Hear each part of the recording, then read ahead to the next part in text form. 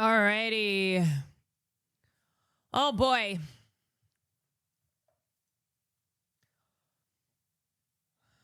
I cannot believe I have to fucking defend Jimmy Kimmel. Also Jimmy Fallon. Just the Jimmies. But this is where we're at. This is where we're at. Y'all, it's not good. It is not good when we are at a point where we have to defend the Jimmies in the name of protecting our right to free speech, our constitutional amendments, to push back on fascism. I have to defend Jimmy Fallon.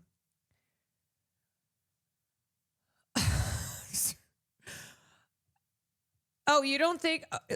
if you think Jimmy Fallon's show is already so insufferable, it's about to get that much worse because Trump already tweeted out.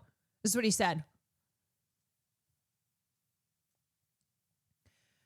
Great news for America. The ratings challenge Jimmy Kimmel's show is canceled. Congratulations to ABC for finally having the courage to do what needed to be done. Kimmel has zero talent and worse ratings than even Colbert, if that's possible. That leaves Jimmy and Seth, two total losers on fake news NBC. Their ratings are also horrible. Do it, NBC. President DJT. So that's what's going on, okay? All right. Oh my God, y'all. I am trying to find a way. I am trying to find a way to say something other than, yeah, it's really fucking bad. It's bad. It's been bad. It's bad. It is bad. Okay. And this is why also for the last 2 years, seeing pro-Palestine protesters be fired, let me turn the music off, be fired, be deported, all of these attacks on free speech, those of us who've been standing up to try and defend those have been doing so because we go, it doesn't start and stop with Palestine. Like, fascism means the state seeks to control all of media. Fascism means the state seeks to control all speech that they do not like. So it's not just the pro-Palestine supporters. So for liberals who have either not said anything and watched people be deported, watched people be kidnapped, watched people be fired from their jobs, watched people be kicked out of school, if you have said nothing or if you supported that, well, now Jimmy Kimmel's been suspended. Okay, like that is the natural progression. We are now at the point of Jimmy Kimmel's show being suspended indefinitely. All right?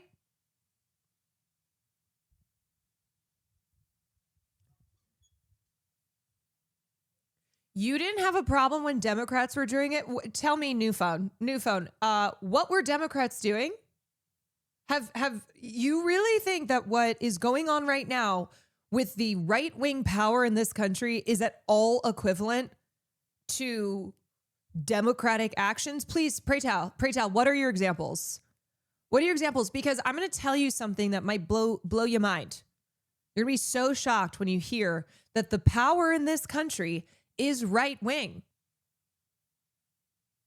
The power in this country, our institutions have been capitulating one by one to the right because that is who has the power. You think leftists on Twitter screaming about, the things that you see them screaming about, you think that that's power? Do you think that that is at all comparable to the massive right-wing power in this country? You're crazy. It's a victim mentality when we can see with our own eyes what's going on.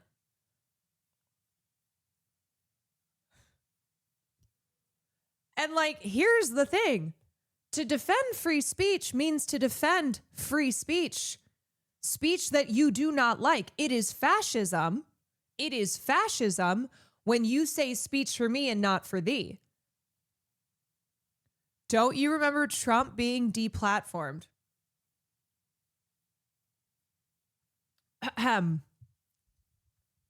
So Trump inciting an insurrection and being deplatformed on a social media platform, and then returning, by the way, being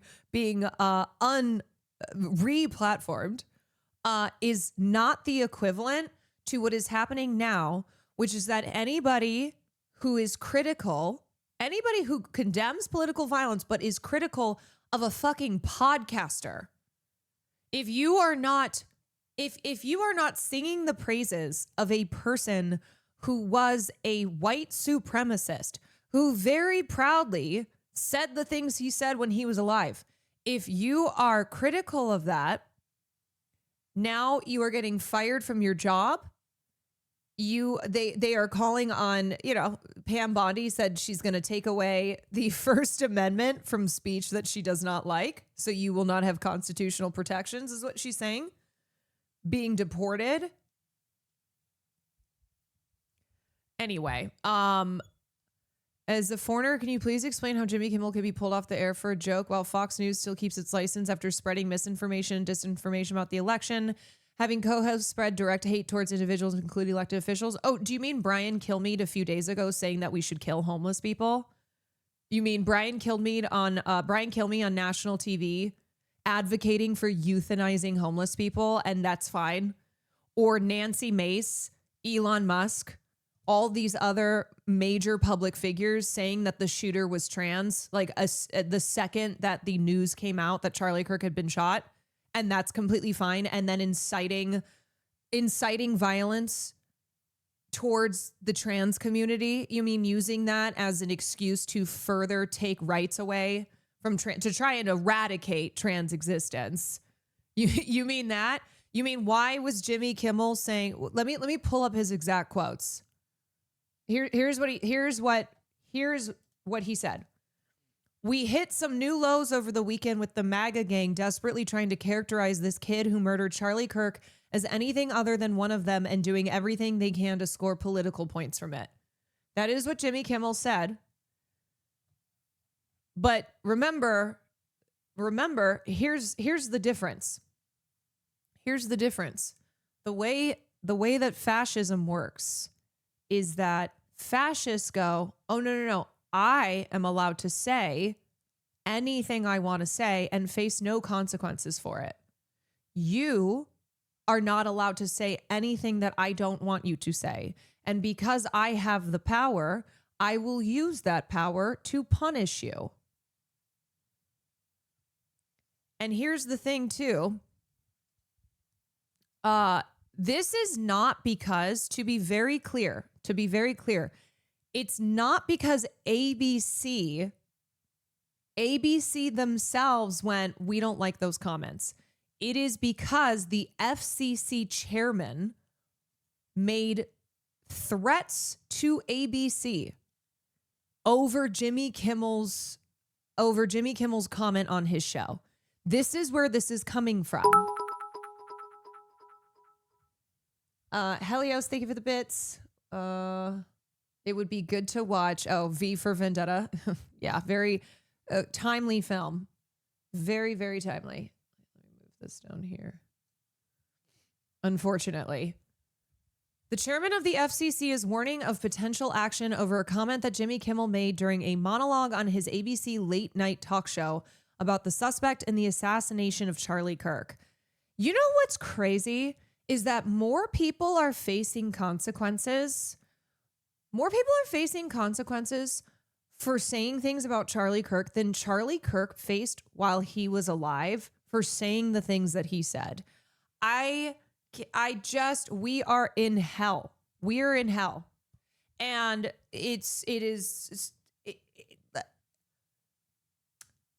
I know we keep being like, where are the free speech defenders? Where are the anti-cancel culture warriors? Where's the like comedy is dead? Where are all those people? Well, obviously they're full of shit. Okay, obviously they are they are not consistent in what they have been waging a war on, because ultimately it is about wanting to silence people who you don't like what they're saying, but allow total freedom for yourself. That's what this is. More people have faced consequences over Charlie Kirk than over Epstein. Yeah, I mean, it's okay. So anyway, it's really important to understand that Kimmel was not suspended because there was either like any type of backlash coming from viewers of the show. That was not it. And this was not ABC making the decision initially. It was them caving to threats from the FCC. And let me show you this thread. Okay.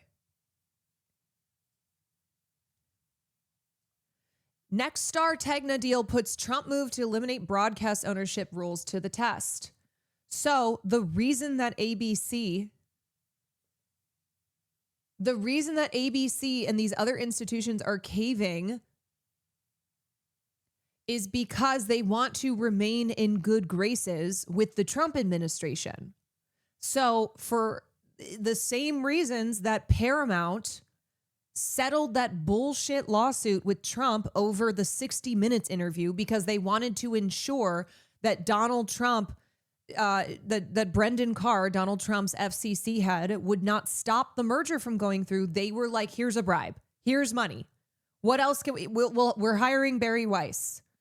We are going to show you that we are a friend to you. These corporations are making calculations, and they are assuming that for Trump's presidency, they can capitulate entirely to what he wants. And then when he's out of office, say a Democrat comes in, they won't be punished for it. This is the calculation that they're making. They're like, yeah, no problem. No problem. We will completely capitulate to the Trump administration.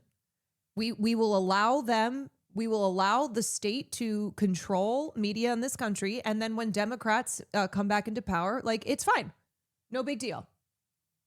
It's always about money. That's what this is. Also, there's a really massive difference between a private company like Twitter choosing to deplatform someone versus the government taking action to deplatform someone. People are losing their jobs. That is not the same thing as Donald Trump having been deplatformed for inciting an insurrection.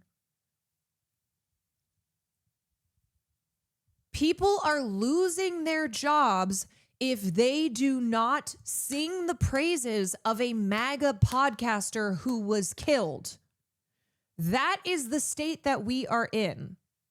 Save us, Austin. Oh, baby.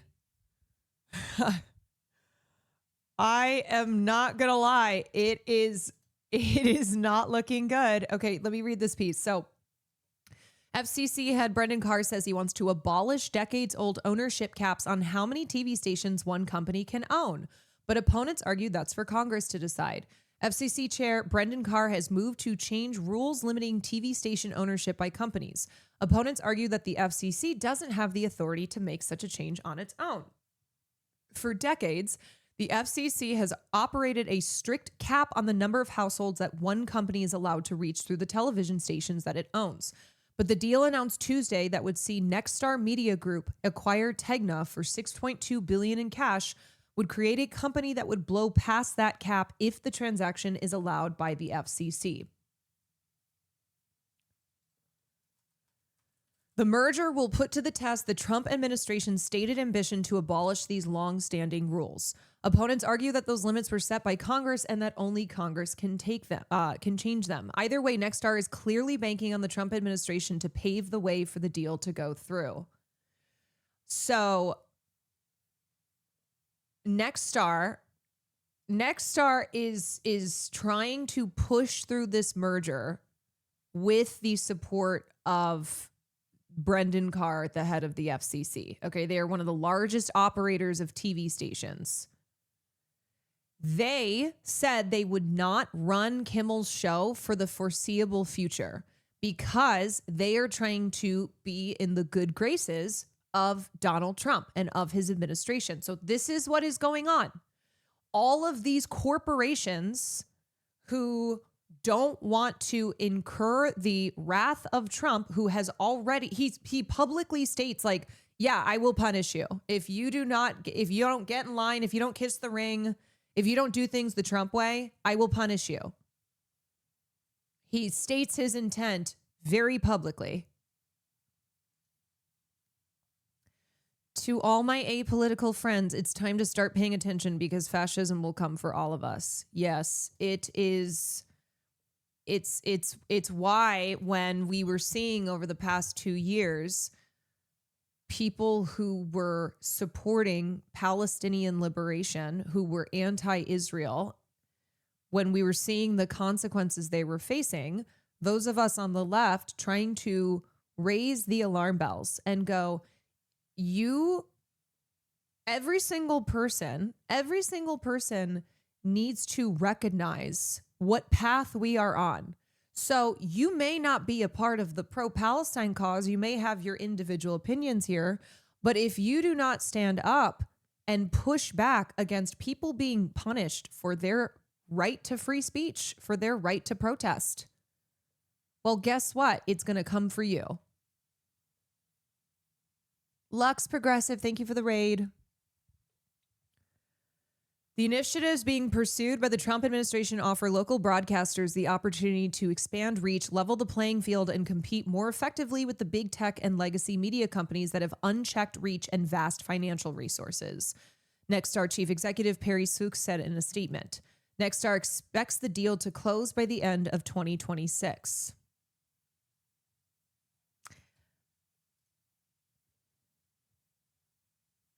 So if you're wondering why these decisions are being made as such, it's because of reasons like this. Every single reporter who is reporting on this needs to be putting front and center these facts. The FCC will be voting on ownership rules that will directly impact Nexstar's ability to purchase Tegna. So journalists who are writing about what is happening, whether it's, the Jimmy Kimmel story or whatever else, like this needs to be made very clear. It cannot be framed as ABC suspended Jimmy Kimmel's show because of the comments that he made. No. It's bigger than that. It's big. The line of, the line of who's calling the shots here. This is coming from, the nexus is the Trump administration, is Donald Trump. Just wait until not adequately praising the dear leader is a crime. I mean, that's like where we're at. Yeah. That's where we're at, is like criticism of Trump. It's basically Pam Bondi saying that threatening to take the First Amendment away from what she calls hate speech. This is what this is. So it means that criticism of anything that Trump and his lackeys do not like, any speech they do not like, they will punish. The fact that the CEOs of Discord, Steam, Twitch, and Reddit have to appear before an oversight committee is, in my opinion, almost worse than the Kimmel incident. It's all part of this environment where we are seeing blatant violations of free speech and our First Amendment rights. So like it's all connected. There's not like one that's necessarily worse than the other. It's all related.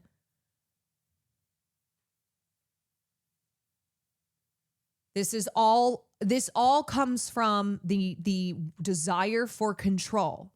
So these right-wing, the people in power,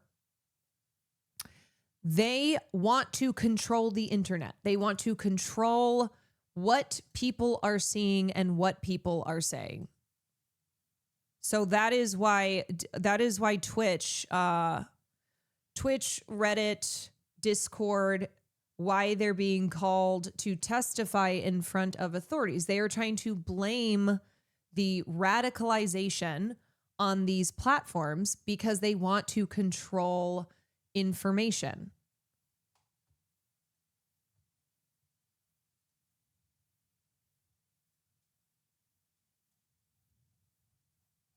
It's the damn video games, brother.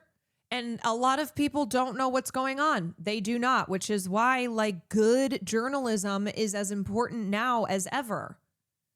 But as more and more of these media companies are capitulating to fascism, we are going to be seeing more and more of a dearth of real, reporting.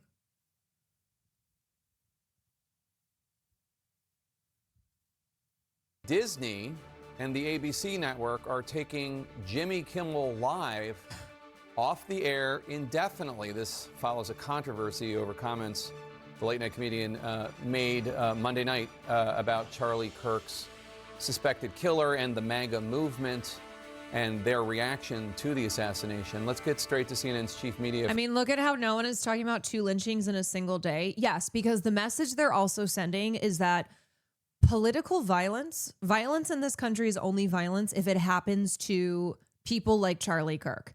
If you are white, then that is considered violence against you. And then any speech related to those events will be punishable. And I mean, we see whose lives matter and whose lives don't. Paris correspondent Brian Stelter. Brian, what is going on? What is going on? What is going on?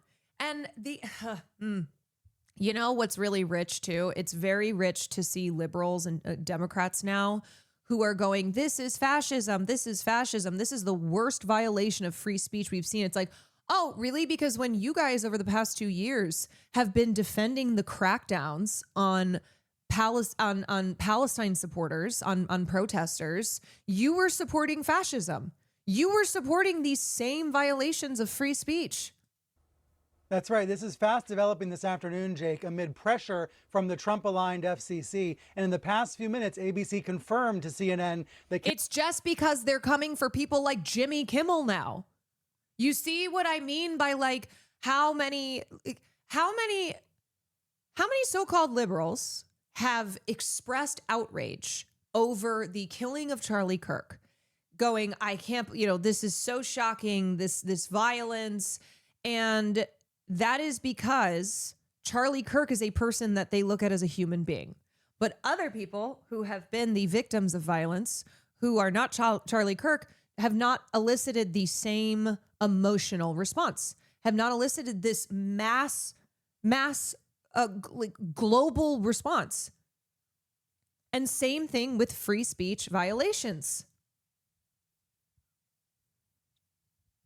Kimmel show will be off the air, quote, indefinitely. We have not yet heard from Kimmel or his representatives. That's how quickly this has been developing. But let's back up and look at what Kimmel actually... This is fucking crazy. A major American broadcaster is now demanding that Jimmy Kimmel donate to Turning Point USA. What is happening? Sinclair, who owns like all of local news in this country, by the way. If you've never seen I think it was John Oliver's episode of Sinclair where they did like a whole compilation of local news reporters saying the exact same thing because they follow the exact same fucking script. Sinclair also calls upon Mr. Kimmel to issue a direct apology to the Kirk family. Furthermore, we asked Mr. Kimmel to make a meaningful personal donation to the Kirk family and Turning Point USA. Regardless of ABC's plans for the future of the program, Sinclair intends not to return Jimmy Kimmel Live to our air until we are confident that appropriate steps have been taken to uphold the standards expected of a national broadcast platform. Oh my fucking God. And Sinclair's ABC stations to air special in remembrance of Charlie Kirk during Jimmy Kimmel Live Friday time slot. This is insane. This is insane. It's madness. Sinclair's ABC stations will air a special in remembrance of Charlie Kirk this Friday during the Jimmy Kimmel time slot. The special will also air across all Sinclair stations this weekend. In addition, Sinclair is offering the special to all ABC affiliates across the country. What do you even say at this point? What the fuck do you even say? I don't know.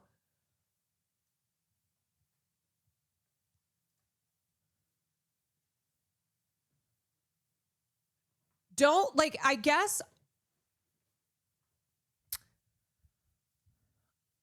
guess what I will remind us of, pretty soon we're only going to be able to watch the Charlie Kirk Memorial News and Entertainment Channel and play games made by Grums.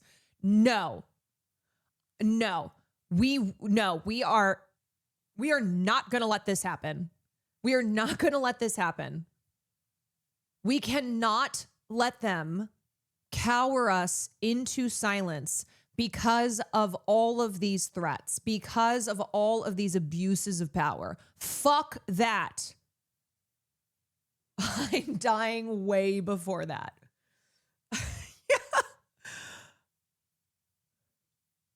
Mm-mm. Fuck that. No. Here's the thing. We may not have the power. We have the people, and we just have to keep reminding ourselves of that. And we need everyone to recognize that if we allow this to keep happening, if we don't fight back against this new reality, it's bad for all of us. We cannot allow this. We cannot just throw up our hands and go, well, I guess that's it. I guess we only can play games made by Grums and watch the Charlie Kirk Memorial News and Entertainment Channel. I guess, I have to only post about how much I love fascists. I have to sing the praises of racists, of bigots. No, I will not. No. He just has to apologize and make a small donation. What's the big deal? I really hope you're joking. I need you, chatter. I need you to see the insanity of this situation. Let me spell it out for you. Somebody who was a right-wing influencer was violently killed. That is horrible. Nobody is condoning that. We do not want this type of violence to continue in our society. But what has happened after that is essentially, it does not matter if you condemn that violence. If you are not singing the praises of said MAGA podcaster, you are losing your job. You are being kicked off the air. They are threatening to throw people in prison if they can. They are going to take people's passports. This is not something that is no big deal. Also, that's fucking crazy that he has to make a donation to Turning Point USA. Why? Who else has this happened for? This doesn't even happen for politicians. Do you understand that free speech means that we can say that we didn't agree with somebody and not have to face losing our livelihoods? What do you mean? He has to, no, you don't. This is capitulation. This is threats. This is trying to get people in line by going, if you do not do what we are telling you, and then after that point, all of your speech has to be in line with what we want, then you're gone. So no, it's not just an apology and not just a small donation. No. You're misunderstanding. Jimmy will lose tons of money from losing the show. That's not what this is about. It's not. The problem here too is not Jimmy Kimmel specifically. I don't fucking care about Jimmy Kimmel. I cannot believe I have to fucking defend Jimmy Kimmel. I am losing my mind that I'm probably going to have to defend Jimmy fucking Fallon. It's not about them. It is about the current environment that we are in. where our free speech rights are under direct threat, where it's like if you are not singing the praises of a podcaster who said really horrible things and was murdered in a horrible way, then Donald Trump is bringing the hammer down on you. So it's so much bigger than this. It's not about just Jimmy Kimmel. Jimmy Kimmel is just is one person. This is just one example of how we are living under state control. That's what this is about. It's about control. That there can be no opposition, that there can be no dissent. So we cannot settle for this. We cannot go, okay, yeah, just make your apology. It's about control. And it doesn't begin and end with this. Innocent people on the show and staff will get laid off. Not fair to the workers. You're not hearing me. You're not understanding that this does not fix the problem to have Jimmy Kimmel apologize for saying the shooter was one of MAGA's own, and then make a donation. It does not change the reality of what is happening here. It's not about these people like being out of a job on the Jimmy Kimmel show. People are losing jobs already. First of all, people are losing jobs. You do not capitulate to authoritarianism, because it only gets worse from here.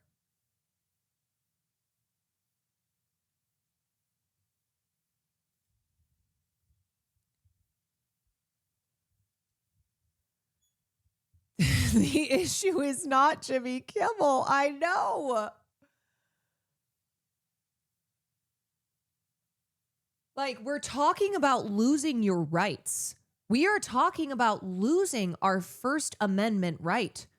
When speech is no longer protected in this country, when dissent is no longer allowed, we are no longer a fair and free democracy.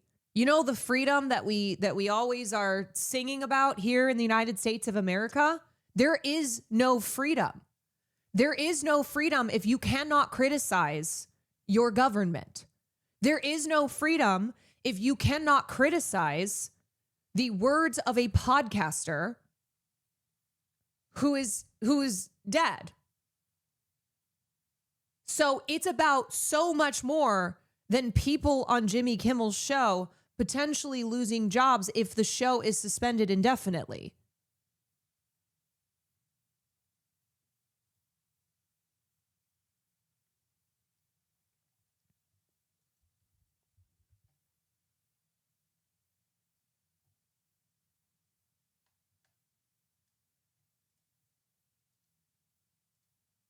Said on the program that has caused controversy. This is from Monday night in his Monday evening monologue. Yes, it's talking about Kirk today. Tomorrow, what if you lose your job for calling it an abortion, not murder? Right, like this is just the beginning of the road. It doesn't begin and end with this. It is any speech that you say, that the fascist administration does not like. Giving them an inch, they take an entire fucking mile. They will prosecute anyone and anything that is in opposition to their power. That is what censorship is. That is what taking away the right to free speech is. And the other thing, too, it's not taking all free speech.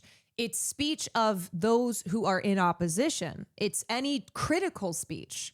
If you say something that they're like, yep, that's good, which is what we see all the time. Brian Kilmeade fucking said to euthanize homeless people on Fox News. Do you see any repercussions there? Somebody who was literally calling for violence against homeless people by saying to kill them.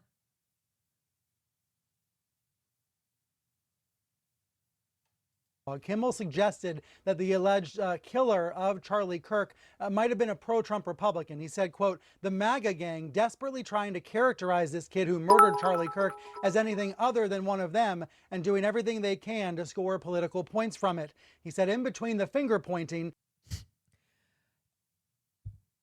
I honestly just have to ignore chat for now because I am going to crash out harder than I have ever crashed out.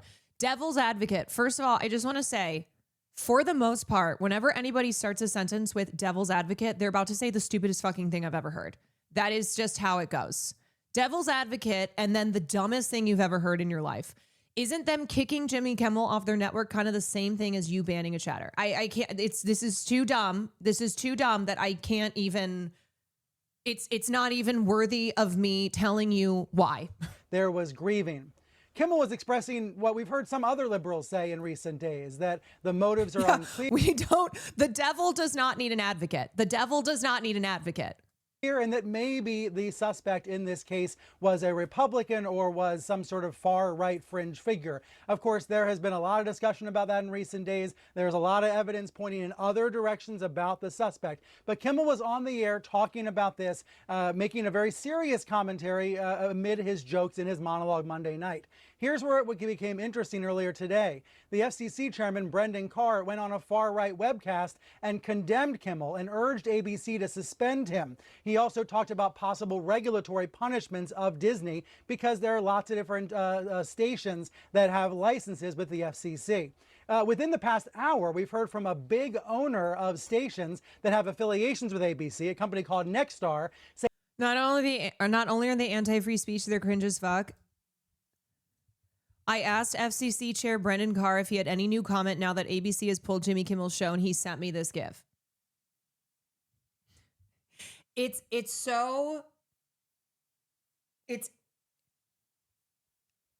Of course, everything is so stupid because it is. Because there is no, these people are the worst people ever. So of course, it's a fucking clown show. Of course, everything is like juvenile. It is simultaneously the worst timeline, the dumbest timeline. Yes.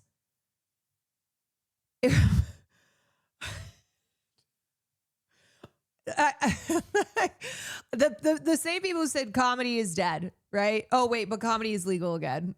Yeah, well, this is their comedy, by the way. This is what they think is funny. It's like, oh my God, if only these fascists at least were funny. If only, oh my God. That they were going to suspend Kimmel's show on their station. So in other words, about 24 stations were refusing to air Kimmel's show tonight as a result of this controversy. And then following word that some of those stations were basically revolting against Kimmel, Disney, the parent company of ABC, decided to yank the show entirely. So that's all we know at the moment. We know that Kimmel will not be on the air tonight or for the foreseeable future because the network says the show has been yanked off the air indefinitely. Brian, just to take one issue, your interpretation of what Kimmel said, I think, is the one that Brendan Carr had and the one that the individual. Stubby's tweet. They're gonna make Jimmy Fallon use a Ouija board to lip sync battle Charlie Kirk's ghost.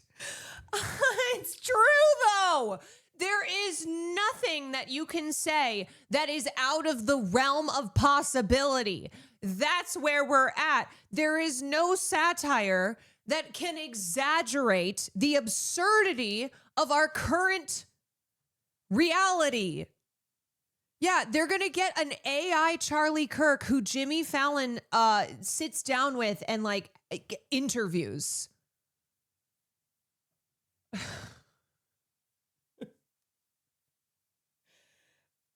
We're already there. We already have the AI Charlies. Dee Dee, thank you for the bits. I mean, I'm laughing because it is so absurd, but this absurdity is real life.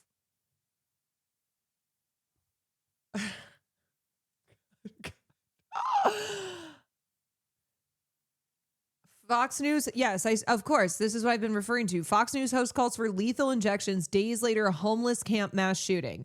People were injured in a mass shooting in a homeless encampment. Nobody cares. Nobody gives a shit. Nobody cares. They don't fucking care when kids are being shot up in their schools. They don't care when people are murdering homeless people. They don't care about Palestinians in Gaza. None of that matters. None of that is violence that needs to be ended. It's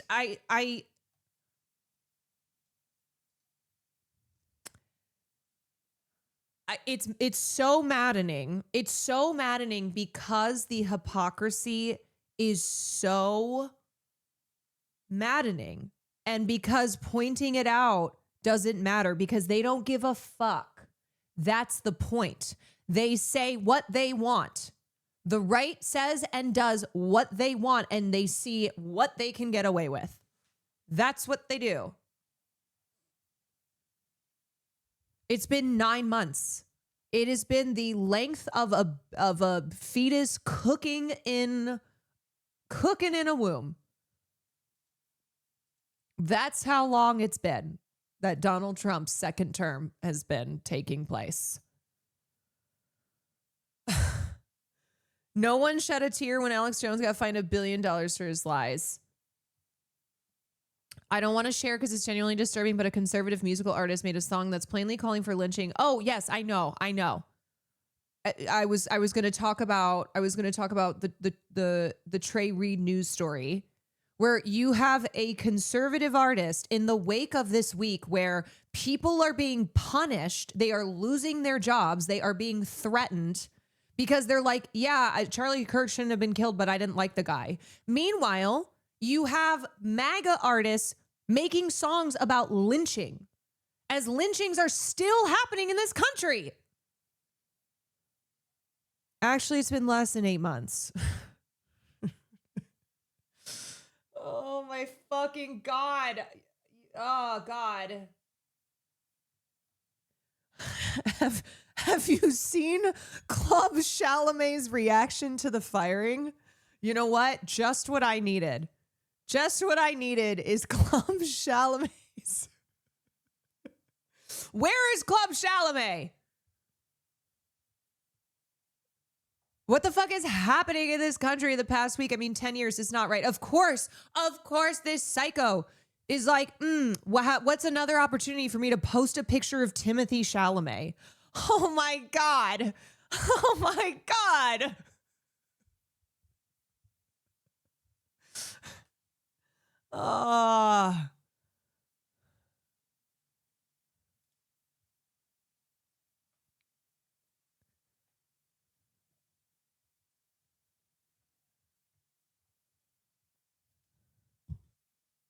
Do you know what's really funny to me too?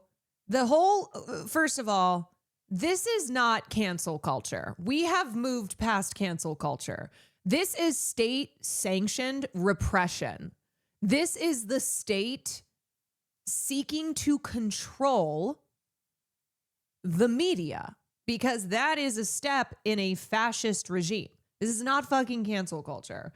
But as far as cancel culture goes, I love the equating of like wealthy, famous men who are sex abusers being canceled, which means like really just take 6 months to a year off and then you can come back, to what is happening right now. They're like, oh yeah, fuck around and get a taste of your own medicine. I just have to say, like, also those are not equivalent, okay? And also, though, the difference is who actually possesses power in this country. And it's very funny to me. It is like laughably absurd to act as if leftists on the internet have any fucking type of power here. As if we're such a threat. Oh yeah, leftists on Twitter, that's who's in control of things? Really? Because last time I checked, the left didn't have power. We don't have institutional power. Yeah, canceled people said mean things about a sex pest guy who continued his life as normal.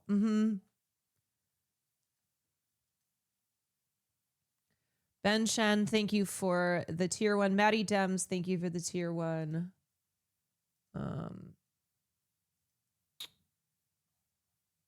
Hold on a second. Sorry, you might hear a noise. You might hear a noise. Let me fix one thing.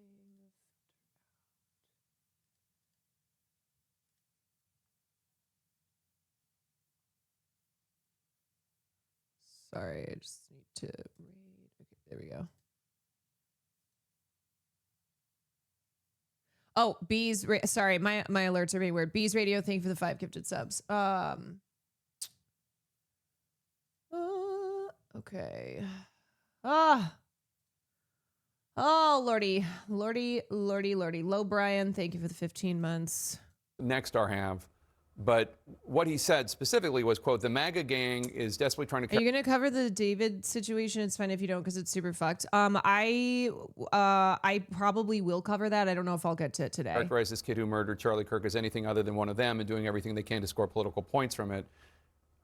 That can be read in several ways. Thank you for the 24 months. Crazy Cat Lady, thank you. It could also Rebel be Mike, it could also be Rocks, argued he's saying that what the MAGA gang is doing is just trying to make sure that they don't have any ownership of it, not necessarily that this killer, this horrible person, was part of them. I mean, I think you're making a very important point.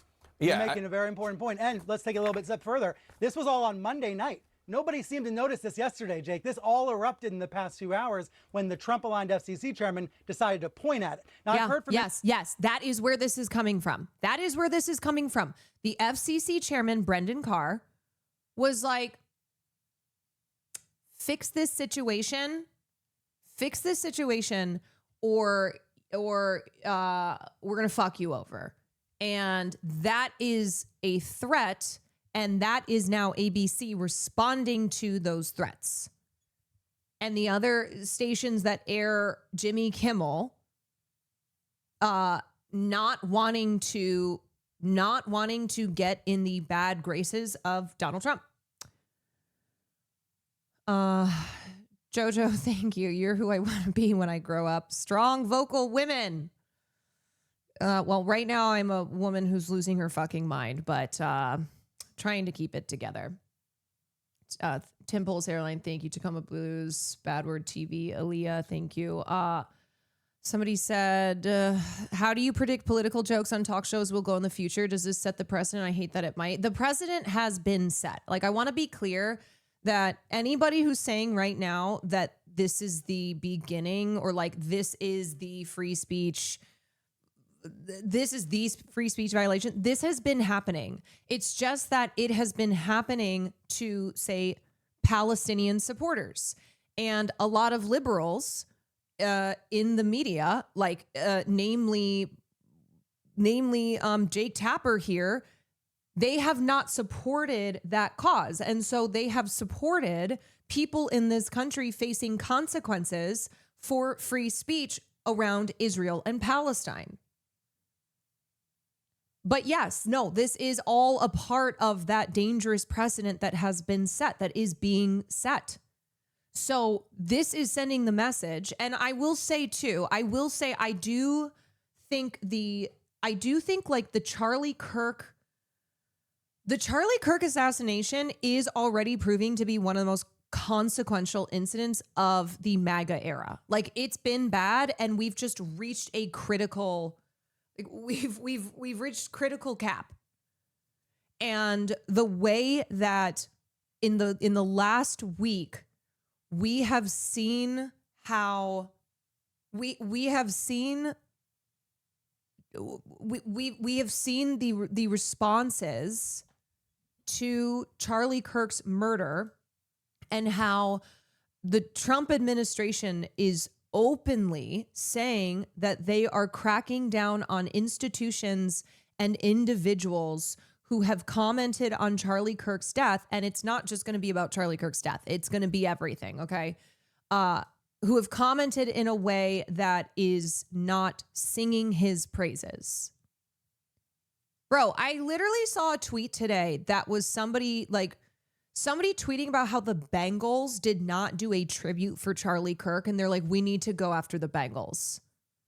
We need to go after the Bengals, a sports team, for not doing a tribute to a MAGA podcaster. I know. I am.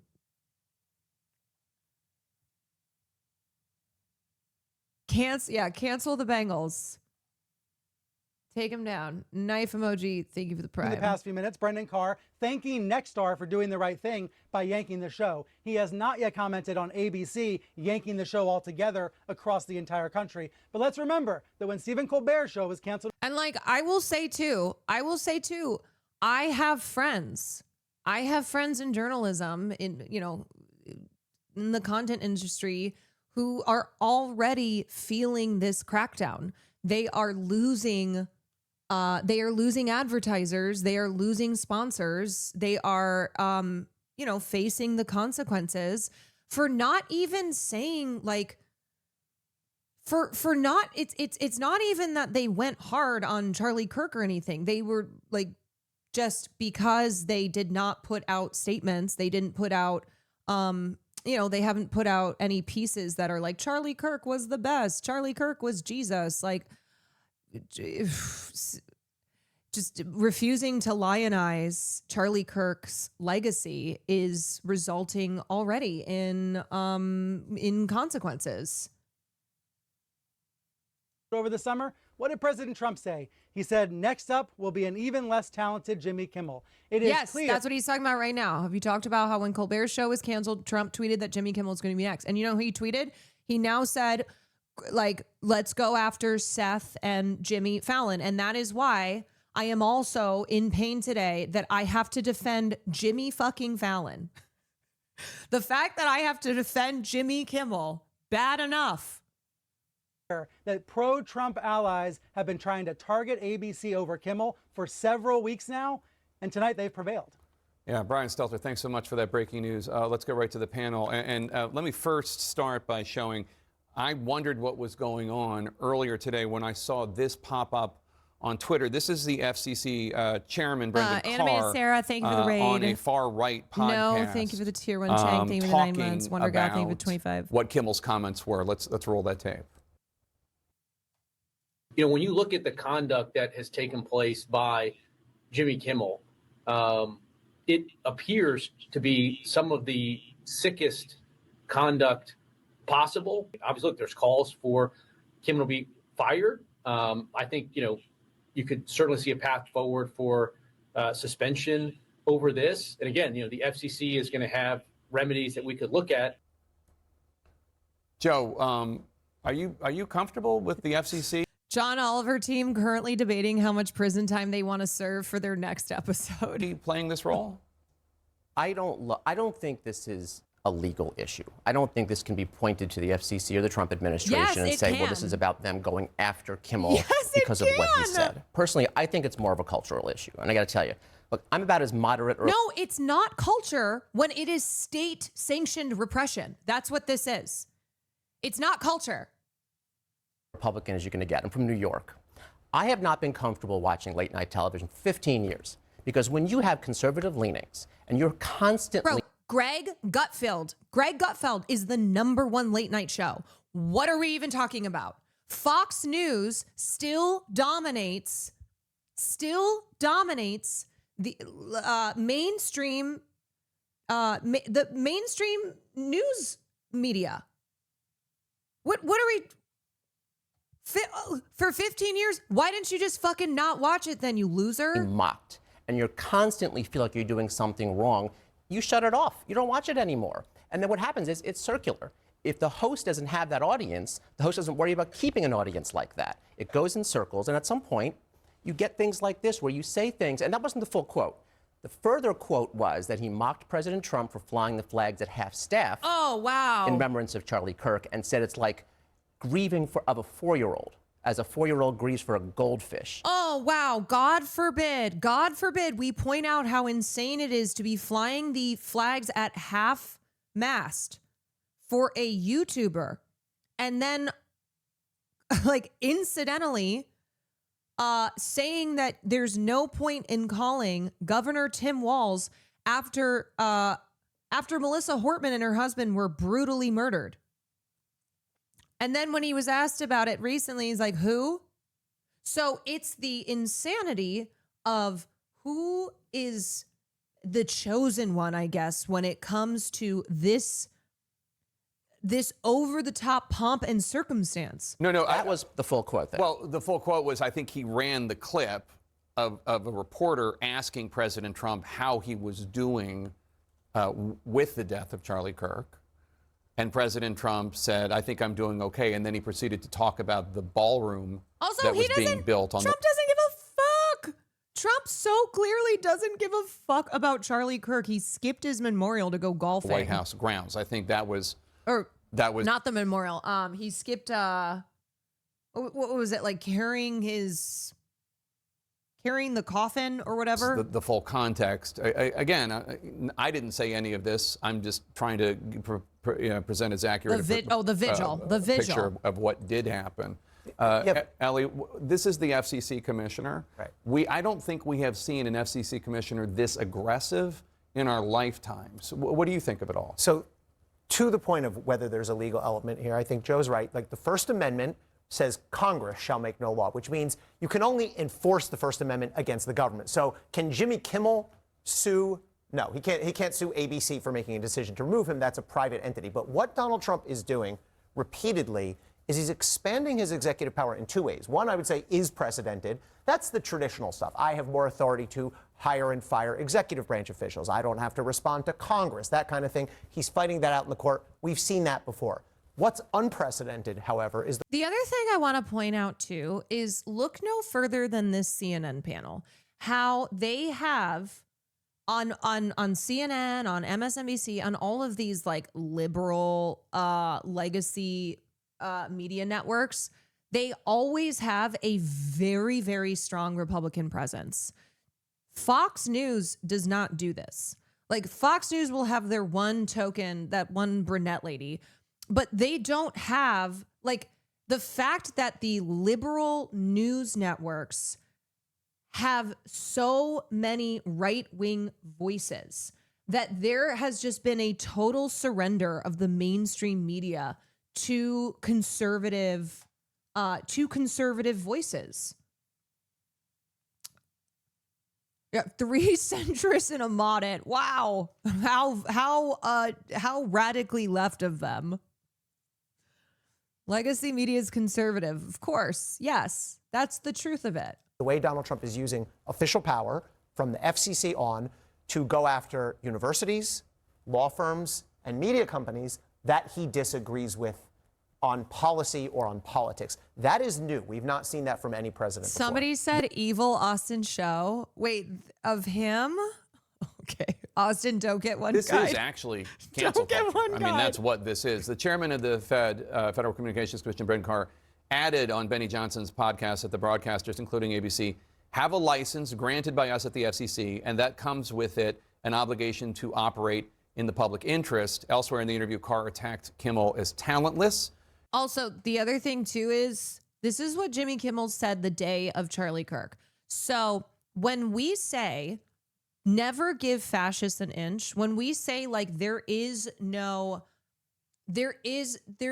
way to like find common ground here to like join in kumbaya, it's because it doesn't matter if you do everything the right way, if you're polite and reasonable, whatever, if you say the right things. Jimmy said, instead of the angry finger pointing, can we just for one day agree that it's horrible and monstrous to shoot another human?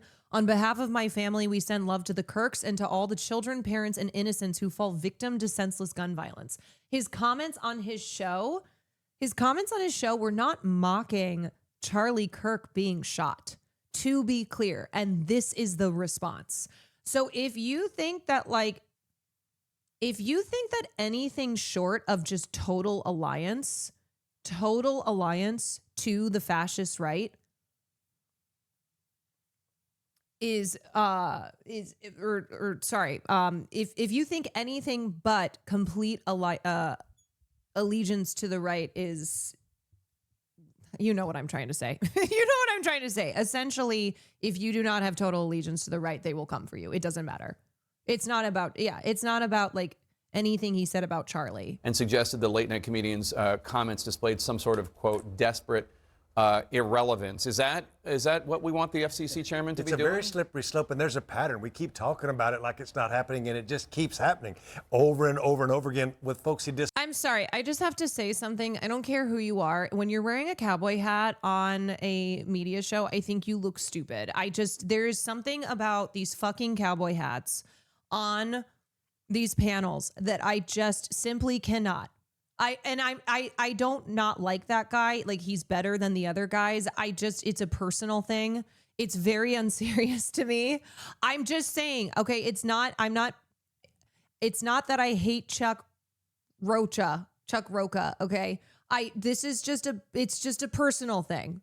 I'm just making a point about how I personally feel regarding cowboy hats on these panels. Like, it's so unserious. Sorry, okay? That's my take. Okay, here's the full clip. Here's the full clip of what Jimmy Kimmel said. Some new lows over the weekend with the MAGA gang desperately trying to characterize this kid who murdered Charlie Kirk as anything other than one of them and doing everything they can to score political points from it. In between the finger pointing, there was grieving. On Friday, the White House flew the flags at half staff, which got some criticism. But on a human level, you can see how hard the president is taking this. My condolences on the loss of your friend Charlie Kirk. May I ask, sir, personally, how are you holding up over the last day and a half, sir? I think very good. And by the way, right there, you see all the trucks? They've just started construction of the new ballroom for the White House, which is something they've been trying to get, as you know, for about 150 years. And it's going to be a beauty. Yes. He's at the fourth stage of grief, construction. Yeah, Trump doesn't give a fuck. Trump doesn't give a fuck at all. But what this is ultimately about is because Jimmy Kimmel was mocking Donald Trump, because he and all the other late night hosts have been mocking Donald Trump. Demolition, construction. This is not how an adult grieves the murder of someone he called a friend. This is how a 4-year-old mourns a goldfish. Yes. So that's it. That's the clip. That's what's led to all of this. And now Kimmel demands for his apologizing to the Kirk family and donating to Turning Point USA. disagrees with. I'm a Democrat. I'll say what happened to Charlie Kirk is disgusting. We should have a court. If he did it, he should be prosecuted to every extent of the law. We shouldn't have to say that. That's just common sense. But we also should say the First Amendment matters to everybody, whether they agree or they disagree. And I just think that what we're going through right now is unprecedented. It's unseemly. And I think that it's really getting out of hand because it's just happening more and more and more with folks who disagree. We do have the clip that Jimmy Kimmel said Monday night. Obviously this is not the entire 8 or 9 trying from it. The MAGA gang, despite reports of leftist leanings. I don't know that I think that is an accurate description, but they have the First Amendment to write what they want to write. The job of the FCC is not to regulate and police content. It's not, do we like this? Does this make us comfortable or uncomfortable? Right. I don't like anything about what Jimmy Kimmel said, frankly. I agree with Joe. I find his comments reprehensible, but it's not the FCC's job to say, do we like this or do we not? Truly, one thing that is one thing that extra sucks about the Trump era is that all of us have to care about the stupidest shit, right? Like, we have to now have serious conversations around Jimmy Kimmel. Like, we have to defend Jimmy Kimmel because this is obviously it's a disgusting assault on free speech, but like, this is how stupid everything is. Everything in the Trump era is so stupid. So stupid. And FCC, of course, is a government actor. And I'm thinking sort of off the top of my head here, but if ABC wanted to fight this, clearly they don't because they've made the decision to dispatch or suspend Jimmy Kimmel. If they wanted to fight this, they might have a basis to go into court the same way that law firms have gone into court, and Harvard, among other universities, have gone into court and said, this is an overextension of government power, of executive power. This violates the First Amendment. And again, they can bring that because the FCC is a government actor, but Jimmy Kimmel cannot do anything against ABC because they're private. One other thing that the FCC commissioner Brendan Carr did in that interview with Benny Johnson, who, by the way, has said plenty of things that a lot of people find objectionable, is he suggested actually the exact course of action that happened. He said what could happen is local affiliates could complain to ABC about the content, and then those local affiliates could say they're going to refuse to air Jimmy Kimmel Live. And that's actually what happened. Nexstar, which owns a bunch of ABC affiliates, they were the first ones to say in a statement, and Variety broke this news, we're going to preempt the show. Is there any coming back from this, do you think? Well, I don't think ABC is canceling him because they're afraid of the FCC. I think they're afraid that they're going to lose whatever audience he has left because that's such an offensive thing he said. As far, look, there's so much media alternatives at this point. So I think the FCC's, the range of authority they have is less and less because there's so many other outlets to reach out to. So if Kimmel wants to reappear somewhere else, he will. I think the point is, though, that, again, when you alienate a part of the population who at some point just stops watching, then you have no incentive to keep whatever left of that audience there is. And then, you know, it just kind of goes down the drain. Oh, my God. You know what? I'm also just going to use the word that the right loves to use. Fucking snowflakes. Oh, what happened to the facts don't care about your feelings? What happened to the, like, the who cares about your fifis? Grown men who are like, oh, I can't believe that Jimmy Kimmel said that about Donald Trump. I can't believe it's so mean. It's so mean. If that is mean, you need to be bullied so much harder. If that to you is so reprehensible, you need to be bullied 1,000 times harder. Also, I thought comedy was legal. The soy right has never been more soy.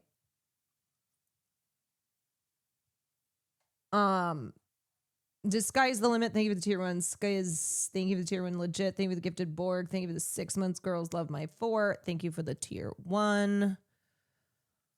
Brian, I want to. Speaking of stupid things, golden.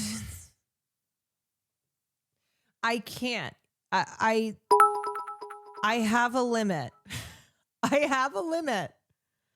Golden statue of President Trump holding a Bitcoin has been placed outside the U.S. Capitol.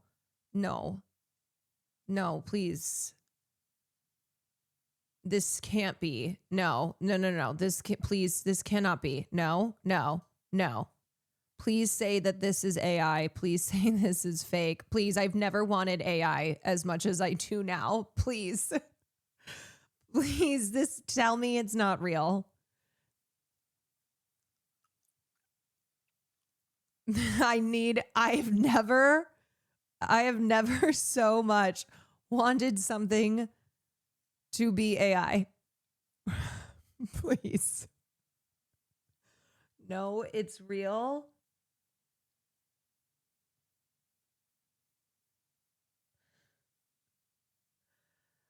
I don't know how anyone can think that America is a serious country. I don't know. Like, everyone around the world, if they are not already looking at us and laughing, they should. This is such an unserious country. There are serious things that are happening, obviously, but simultaneously so unserious. I am just, I don't know how many different ways can you say something is stupid? Across from the U.S. Capitol, students from Liberty University drove it into town. They came up with the idea for the 12-foot Bitcoin-themed statue, which took about 5 weeks to complete. You know, this is a statement. You know, this is to show to everybody that without the president, we could never have had this mass adoption of Bitcoin, of the cryptocurrencies, of all these big institutions buying Bitcoin. And it shows that's the future. And this is our thank you, our statement to the president. The statue's arrival coincides with. Also, I just have to say, it looks like shit. It's so ugly. It looks like shit. It doesn't even look good.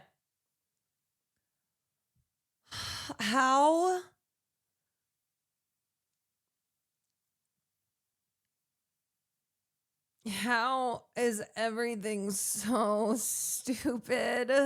How is everything so stupid? It's so stupid. It's so stupid. The crazy thing is it looks so fake because that's how cheap it looks too. That is how lowbrow cheap it looks. I'm sorry. I feel all we can do is we just laugh. We just go, what the hell? What the hell, man? My God. Okay. All right.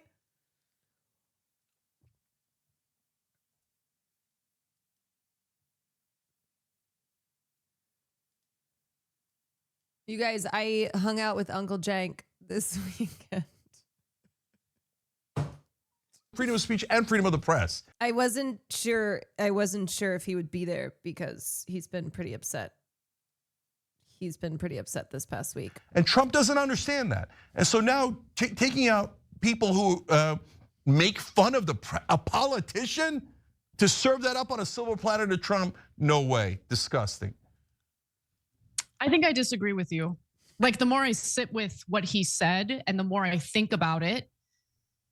Look, guys, I mean, you have to consider, even if you loathe Charlie Kirk. I am sorry. I just have to say, it is very funny how much more smoke Anna Kasparian has for Hassan.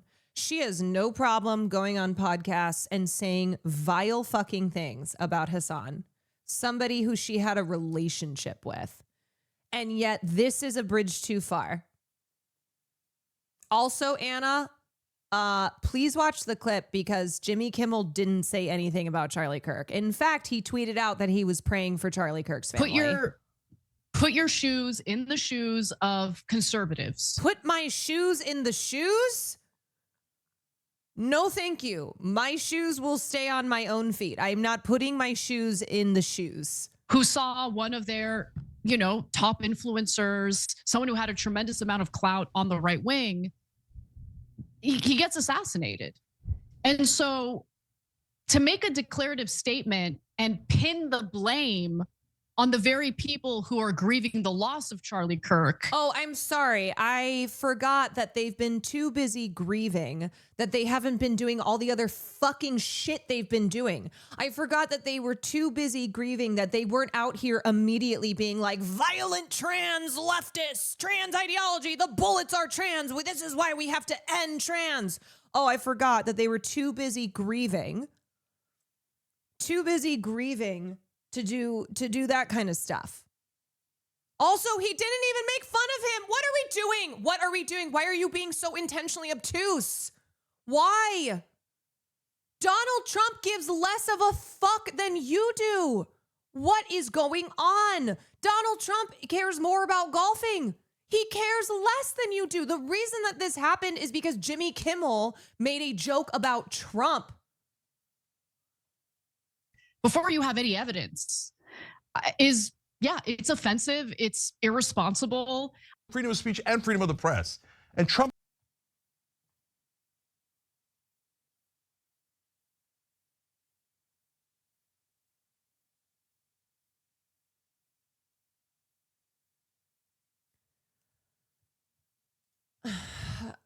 like I said, cannot believe that I have to go this hard for Jimmy Kimmel. I cannot believe I have to go this hard to defend Jimmy Kimmel. Like, everything feels so backwards. It just feels so fucking backwards.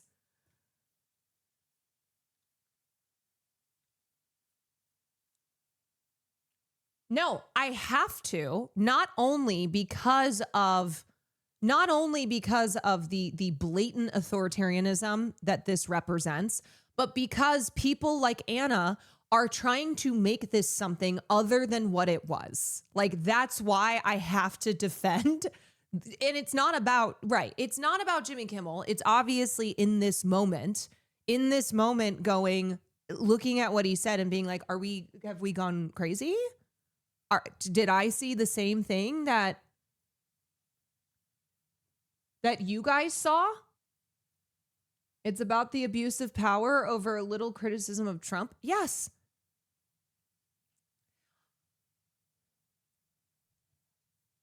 Exactly what you're saying. One thing I really hate about the Trump era is how you kind of have to get upset about the stupidest shit. Like, fuck, this is a gross assault on free speech and art in this country, but also it's Jimmy Kimmel. I already like this tweet. Yeah, I mean, I've seen like a bunch of, you're making me defend Jimmy fucking Kimmel. It's all so undignified.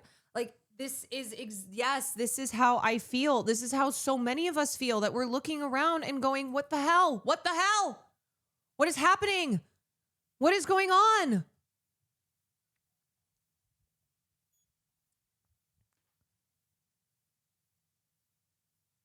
For real, when we're out in the streets, we're gonna have free Jimmy signs next to free Mahmoud signs. Like, I mean, I'll do it, but what the hell?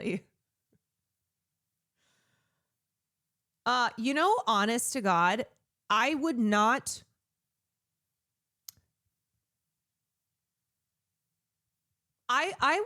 count out Anna's hatred of trans people, her transphobia being a driving factor here, where like she doesn't care that Elon Musk and Nancy Mace and all these other major political public figures on the right were immediately going after the trans community, and which is something they've already been doing. Like, they don't miss a moment. They don't miss an opportunity to paint trans people as violent radicals who need to be stopped.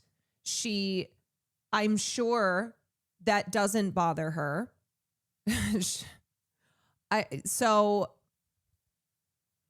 Oh God. Don't forget, she also hates the homeless. Don't forget that one.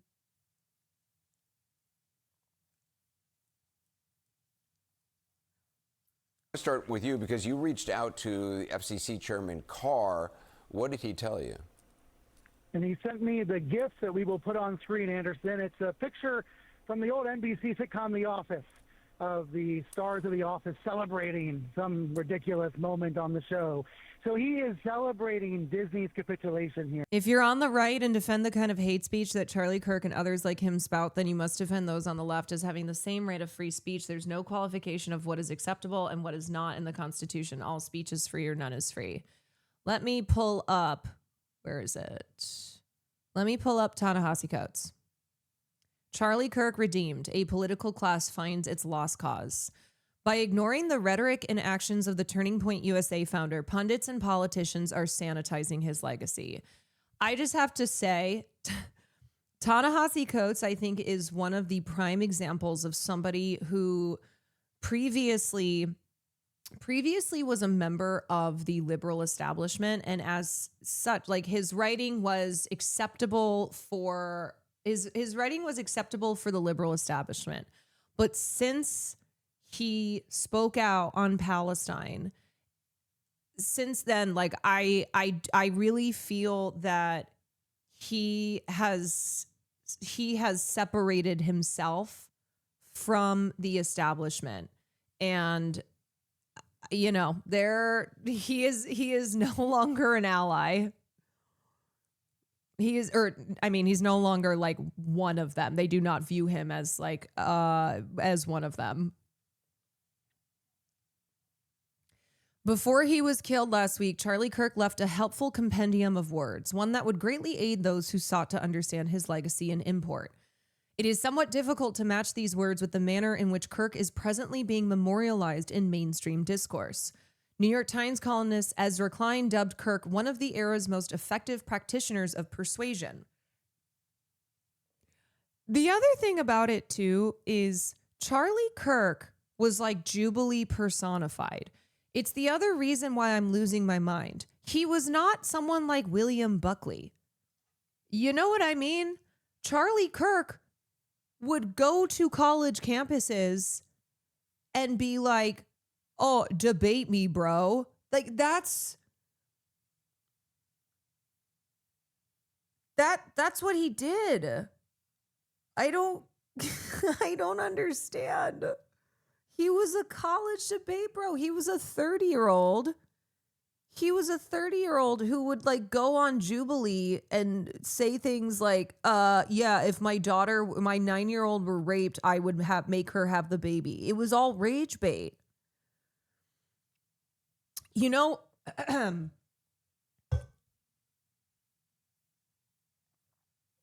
and let me just state for the federal government, no, I don't think Charlie should have been killed. No, I don't support any of that.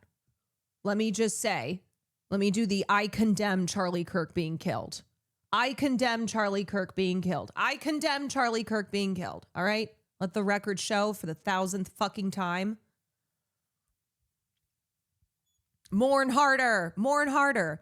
No, but what's so like has left me flabbergasted, truly flabbergasted, is the way that people have described Charlie Kirk's MO, like what the way that he operated. Yeah, he was influential. He had a lot of followers. He was like a really popular, YouTuber and internet influencer. But this to me represents, like, I've seen the way Ezra Klein and even people like Ryan Grimm have talked about him, and I think it's like a lack of understanding of the way that Charlie Kirk operated. It's not just the things that he said, it was the way that he went about doing it. It's like this guy was he was like a debate bro rage baiter who loved going on Jubilee.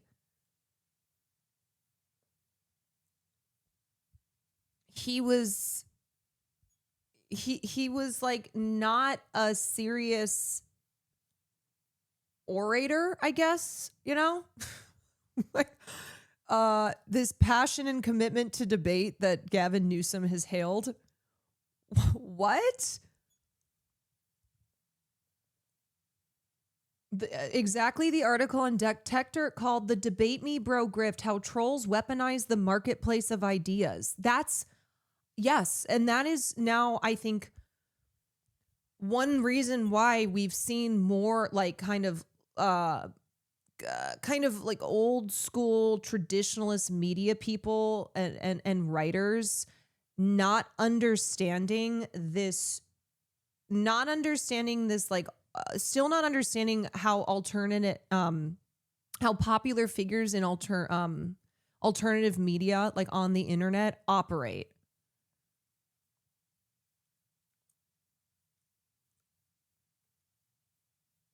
Anyway, Atlantic writer Sally Jenkins saluted Kirk, claiming he argued with civility and asserting that his death was a significant loss for those who believe engagement can help bridge disagreements. I don't even need to give my thoughts because Ta-Nehisi Coates says it better than I ever can. So the mentions of debate and engagement are references to Kirk's campus tours during which he visited various colleges to take on whoever come may.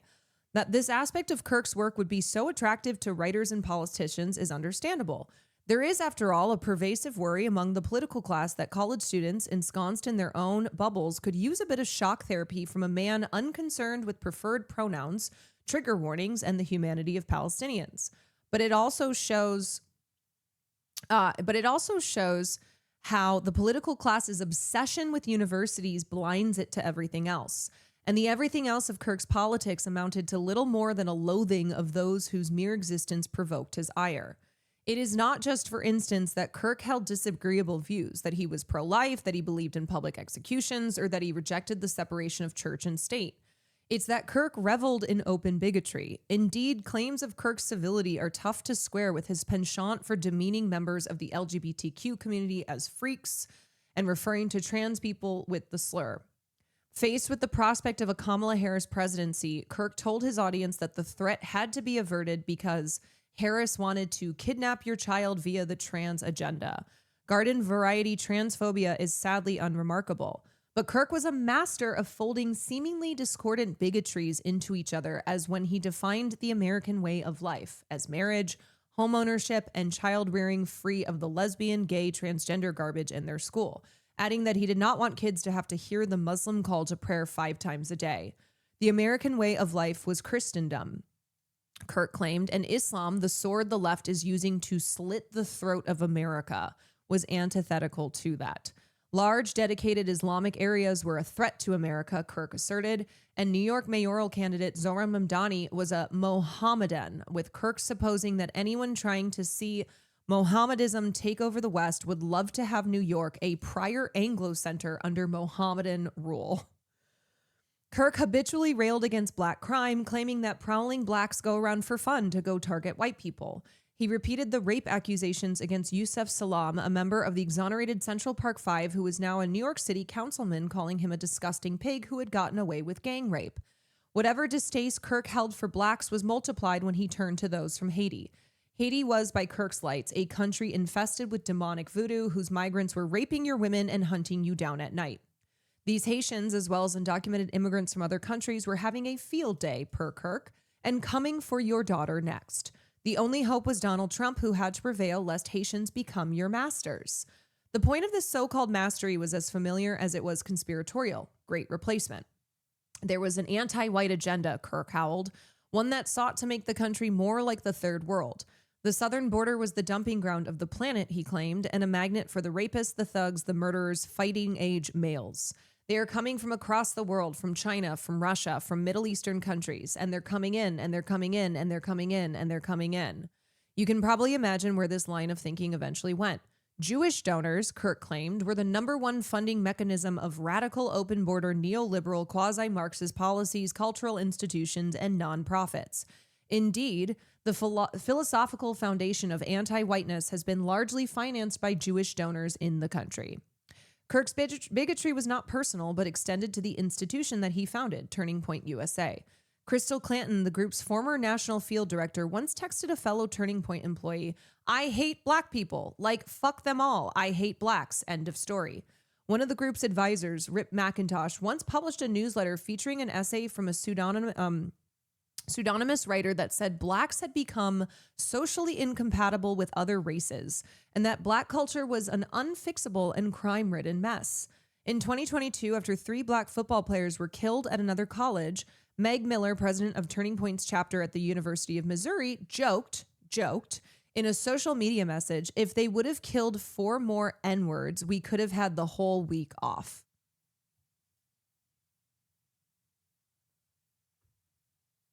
Oh, but Jimmy Kimmel. Kirk subscribed to some of the most disreputable and harmful beliefs that this country has ever known. But it is still chilling to think that those beliefs would be silenced by a gunshot. And here's the thing. I and a lot of other people hated the things that Charlie Kirk said. And I will not whitewash what he said. And just because he was violently murdered does not mean that I think what he said was okay. And I will not lionize him. But I do not believe in any type of progress coming from individual acts of violence like this. The way that you defeat people like Charlie Kirk is to make it so that there is not an audience for this kind of hate speech. I do not and never will think that Charlie Kirk being violently killed this way was okay. I believe the way to push back on this type of hateful speech is to make things better for people in this country so that they are not prone, so that they are not vulnerable to believing these kinds of hateful things and believing that this is what will improve their lives. That like the problems that they are experiencing are not because of trans people, are not because of immigrants, are not because of Black people. In fact, if they were to understand something like class consciousness, if they were to awaken, they would realize that Black people, trans people, all of these groups that people like Charlie cast as as inhuman and as the source of problems in America, they would realize that actually we are all living under the same brutal systems. So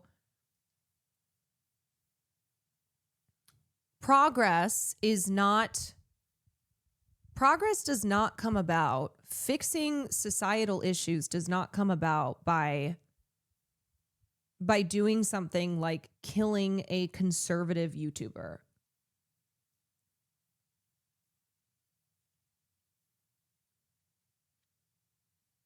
That's how you know Charlie Kirk education stops at high school. Looking at just percentage for something as complex as population growth throughout the last century is insane. No fucking shit. Look at the actual numbers, not percentage. No one's getting replaced. Oh, if you guys want this article, it's Ta-Nehisi Coates. Here you go. Shit. Never mind. Apparently I can't post that because I'm, hold on. All right. Okay. Kirk subscribed to, okay, I already read that. The tragedy is personal. Kirk was robbed of his life, and his children and family will forever live with the knowledge that a visual record of that robbery is just an internet search away. And the tragedy is national. Political violence ends conversation and invites war. Its rejection is paramount to a functioning democracy and a free society. Political violence is a virus, Klein noted. This assertion is true. It is also at odds with Kirk's own words. It's not that Kirk merely, as Klein put it, defended the Second Amendment. It's that Kirk endorsed hurting people to advance his preferred policy outcomes. In 2022, when Kirk was frustrated, for instance, by the presence of Leah Thomas on the University of Pennsylvania women's swim team, Kirk did not call for spirited discourse. Instead, while discussing a recent championship tournament, he said he would have liked to have seen a group of fathers descend from the stands, forming a line in front of Leah Thomas and saying, "Hey, tough guy, you want to get in the pool? Because you're going to have to go through us." Mere weeks before his death, Kirk reveled in Trump's deployment of federal troops to D.C. Shock and awe, force, he wrote. We're taking our country back from these cockroaches. And in 2023, Kirk told his audience that then President Joe Biden was a corrupt tyrant who should be put in prison and are given the death penalty for his crimes against America. What are we to make of a man who called for the execution of the American president and then was executed himself? What are we to make of an NFL that on one hand encourages us to end racism and on the other hand encourages us to commemorate an unreconstructed white supremacist? And what of the writers, the thinkers, and the pundits who cannot separate the great crime of Kirk's death from the malignancy of his public life? That is a great line. And what of the writers, the thinkers, and the pundits who cannot separate the great crime of Kirk's death from the malignancy of his public life? Can they truly be so ignorant to the words of a man they have so rushed to memorialize? I don't know. But the most telling detail in Klein's column was that for all of his praise, there was not a single word in the piece from Kirk himself. More than a century and a half ago, this country ignored the explicit words of men who sought to raise an empire of slavery. It subsequently transformed these men into gallant knights who sought only to preserve their beloved Camelot. There was a fatigue in certain quarters with Reconstruction, which is to say, multiracial democracy, and a desire for reunion to make America great again. Thus, in the late 19th century and much of the 20th, this country's most storied intellectuals transfigured hate-mongers into heroes and ignored their words, just as right now some are ignoring Kirk's. Words are not violence, nor are they powerless. Burying the truth of the Confederacy, rewriting its aims and ideas, and ignoring its animating words allowed for the terrorization of the Black population. the imposition of apartheid, and the destruction of democracy. The rewriting and the ignoring were done not just by Confederates, but also by putative allies for whom the reduction of Black people to serfdom was the unfortunate price of white unity. The import of this history has never been clearer than in this moment when the hard question must be asked. If you would look away from the words of Charlie Kirk, from what else would you look away?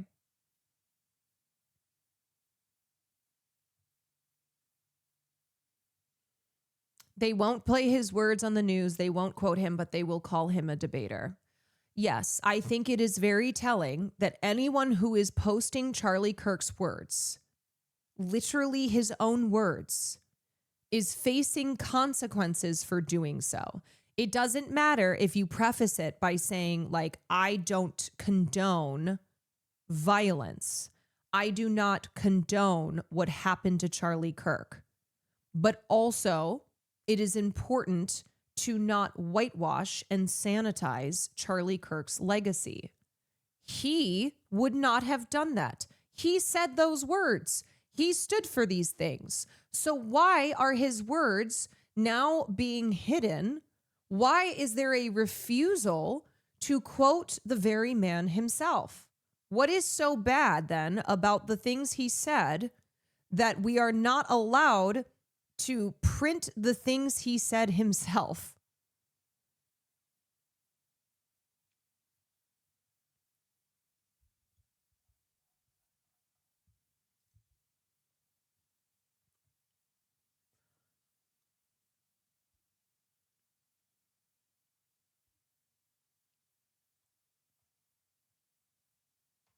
All right, back to this CNN piece. They never really cared about free speech.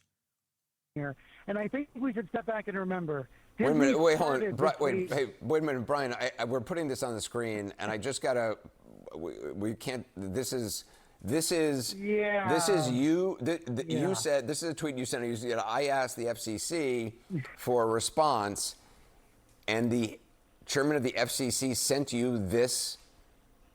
Correct. Video. I then replied and I said, do you have anything quotable I can use? But let me give you the context of that, Anderson. Carr and I have been in touch for months as I've been reporting on the FCC. He's been very aggressive about using the media to try to pressure companies like Disney. I remember he did this right before Christmas. He sent me a letter that he was sending to Bob Iger, the head of Disney, trying to pressure Disney over something else. And earlier tonight, Carr texted me celebrating the fact that Nexstar, the station owners you mentioned, who had already pulled Kimmel, he was celebrating and thanking Nexstar for taking that action. You know, Disney was the first company to capitulate to President Trump before Inauguration Day. Disney settled that ABC lawsuit in December. That moment emboldened Trump and his allies, and this moment will embolden them again more. Kara Swisher, So do we understand why you cannot give an inch? You cannot capitulate on anything because they do not stop. They are testing the waters to see what they can get away with. They are testing to see how far they can abuse their power.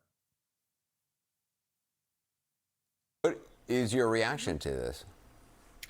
Well, Brendan Carr is rather thirsty for attention. That's one thing, and it's unbecoming a public official. But that's nothing new for him. This is what Hannity trying to claim no conservative wanted this.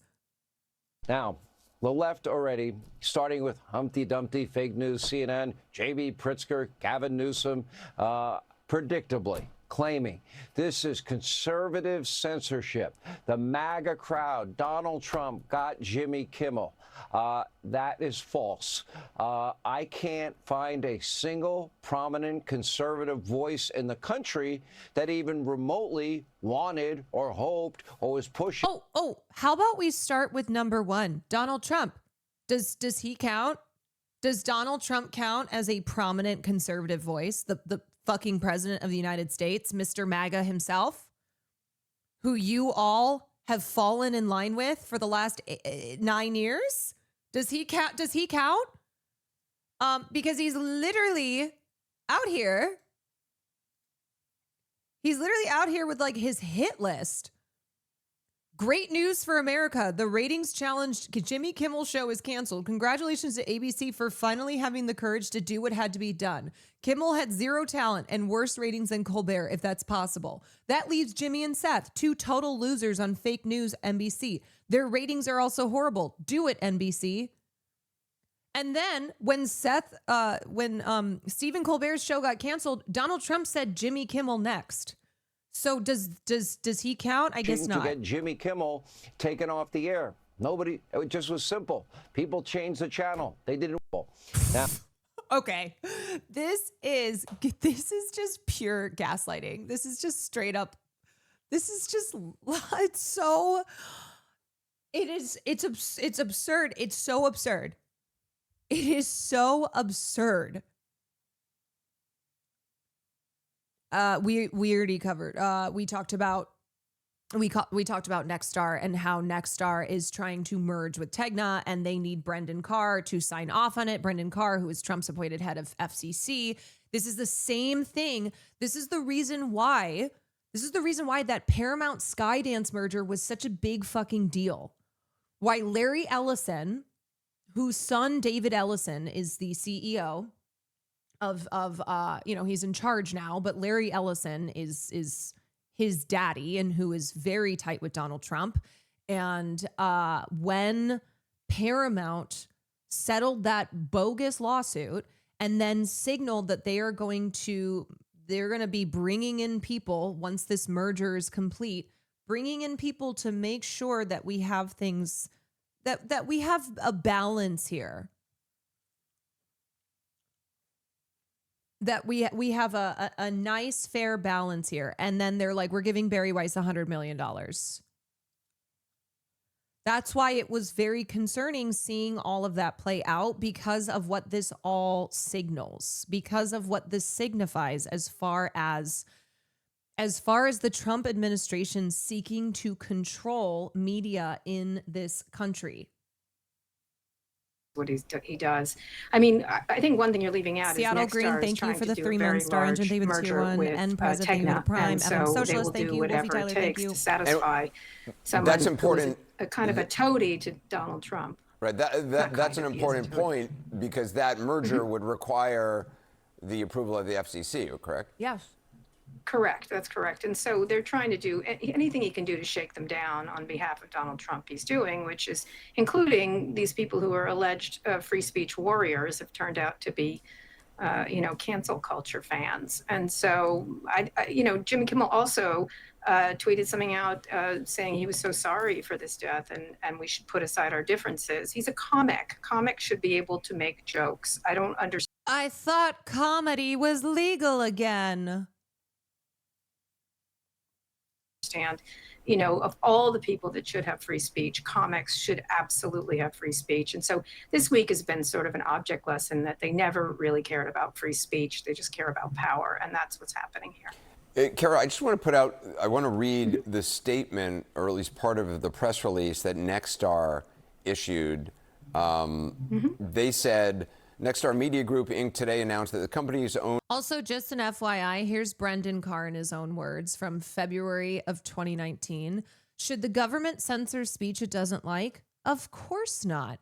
The FCC does not have a roving mandate to police speech in the name of public interest. And then this is from today. I want to thank Nexstar for doing the right thing. Local broadcasters have an obligation to serve the public interest. While this may be an unprecedented decision, it's important for broadcasters to push back on Disney programming that they determine falls short of community values. I hope that other broadcasters follow Nexstar's lead. What a fucking joke. And partner television station affiliated with the ABC television network will preempt Jimmy Kimmel Live for the foreseeable future, beginning with tonight's show. Nexstar strongly objects to recent comments made by Mr. Kimmel concerning the killing of Charlie Kirk. Will replace the show with other programming in its ABC-affiliated markets. Mr. Kimmel's comments about the death of Mr. Kirk are offensive and insensitive at a critical time in our national political discourse, and we do not believe they reflect the spectrum of opinions, views, or values of the local communities in which we are located. Continuing to give Mr. Kimmel a broadcast platform in the communities we serve is simply not in the public interest at the current time, and we made the difficult decision to preempt the show. That's the company you're talking Yes, I about, know. which is wanting to do this merger. That's correct. And they should have added, and we would really like to do this merger, so we'll do whatever it takes. And then I cannot be clear enough that Democrats bear responsibility here. If Democrats had stood up and stood against the First Amendment violations that Palestinian supporters, pro-Palestine supporters, were facing, then they would have presented a united front to fight against this. But because they not only allowed it to happen, were participating in violation of First Amendment principles of free speech. This is why we are here now.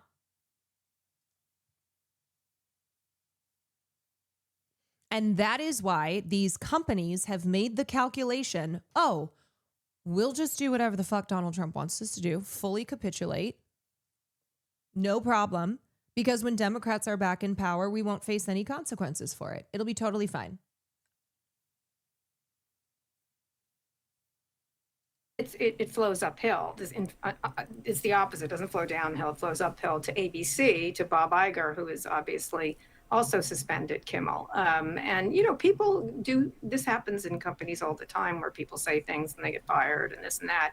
But in this case, it's really a sensitive issue around free speech and comics and others being able to say what they want. And if this week has been anything, it's proof that free speech meant nothing to these people. And this was not their main concern. What their main concern was control of media. And this is yet another step, and they will continue to do so, including the lawsuit against the New York Times, the lawsuit against some publishing houses, and it follows universities and law firms. It's a textbook autocratic takeover. We should point out President Trump has just now put something on his social media saying, quote, "Great news for America. The ratings challenge Jimmy Kimmel show is canceled. Congratulations to ABC for finally having the courage to do what had to be done. Kimmel has zero talent and worse ratings than even Colbert, if that's possible. That leaves Jimmy and Seth, two total losers on fake NBC. Their ratings are also horrible. Do it, NBC." President DJT. Perfect example of Democratic complicity. Adam Schiff says, Kimmel, Colbert, suits against the New York Times, Wall Street Journal, and 60 Minutes, extorting settlements from CBS, ABC, and others, blocking the AP's access to the White House. This administration is responsible for the most blatant attacks on the free press in American history. What will be left of the First Amendment when he's done? You literally co-sponsored anti-boycott legislation. You literally enabled this moment by undercutting free speech norms. And to be clear, the reason that people like Adam Schiff, Chris Hayes, others are seeing this moment now in its horror, like fully in its horror, is because it's people like Kimmel and Colbert. It's people who like are representative of them. But when this has been happening to those with way less privilege and power than like Jimmy Kimmel, there's been hardly any pushback. There's been hardly any outrage. There's been hardly any of this talking about the most blatant attacks on, you know, on our rights in American history. They care because it affects them. And this is why it's so frustrating. It is so frustrating to consistently be calling this stuff out and trying to point to the fact of, hey, you might think this doesn't affect you now, but this will affect you. If you allow this to happen to students on campuses, if you allow this to happen to immigrants, this will happen to you. They will not stop here. They never stop here. It's only the beginning. They go after people who have the least amount of power and privilege. That is how it always begins. So if you do not stand up for those who are the most vulnerable, then there is nobody left by the time they come to you, and they will come for you.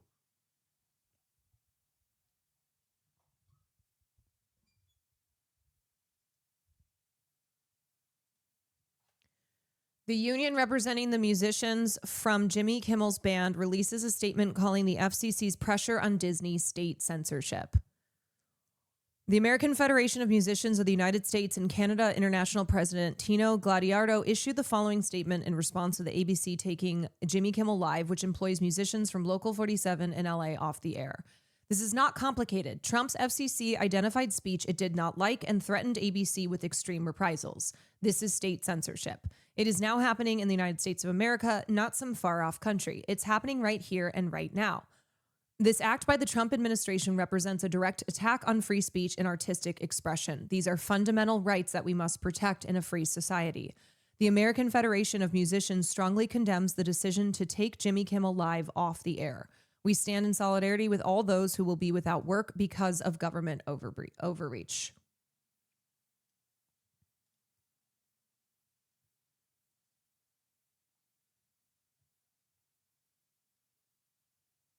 Yeah. Jeff Toobin, I mean, have we seen anything like this? No, we haven't. But I think it's important to draw a distinction here. You know, the private companies are not covered by the First Amendment. You know, if ABC wants to fire Jimmy Kimmel or anyone else, that's their business, and the First Amendment doesn't guarantee anyone a place on late night television.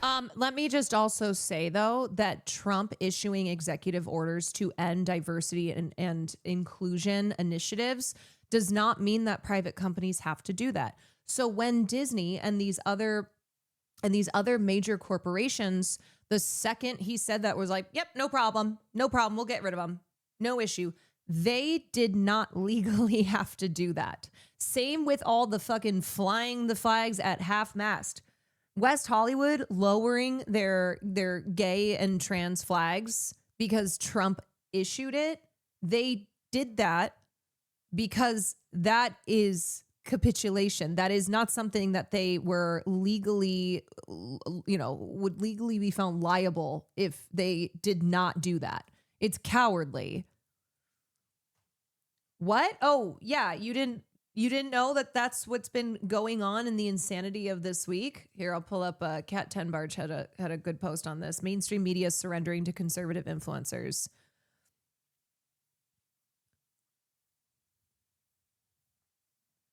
This is far from the first time we've seen the Trump administration crack down on speech and push a version of gaslighting on the American public instead. But I think this signals a watershed moment in how we are forced to contend with conservative influencers. Their lies are ordered to become our truths. We are demanded to treat them with deference and respect that they never showed us. The resulting juxtapositions are bizarre. In the queer district of West Hollywood, trans and LGBTQ pride flags were lowered for a man who called for doctors who perform trans healthcare to be imprisoned and suggested that Miss Rachel read the part in the Bible about stoning gay men to death. Like, literally, this is what happened. They lowered the fucking flags in West Hollywood. Tributes for Kirk have been shown at far-right rallies and NFL football games, and some of the biggest news outlets have fired reporters for pointing out Kirk's own words and that his violently bigoted rhetoric inspired the kind of violence online and off that eventually claimed his life. The problem here is what's going on with the FCC and Carr, who is obviously trying to put pressure on ABC to get rid of Kimmel, and that's completely improper. You know, whether what he has done crossed the line to a violation of the First Amendment, I don't know. I mean, the facts are changing every few minutes. But the chilling part of this story is what the Trump administration in general is doing with regard to the media. It is using its power, often in the case of regulating mergers and the business aspects of what these companies do, in a way to extort these companies to toe the line. Fire Jimmy Kimmel, crack down on 60 Minutes, force a payment of damages. Let me make things really clear as to why this is not cancel culture. So anyone who's like, oh, you don't like cancel culture when it happens to you, this would be an example of the culture responding in a negative way, thus leading to Jimmy Kimmel being taken off the air. If this were like a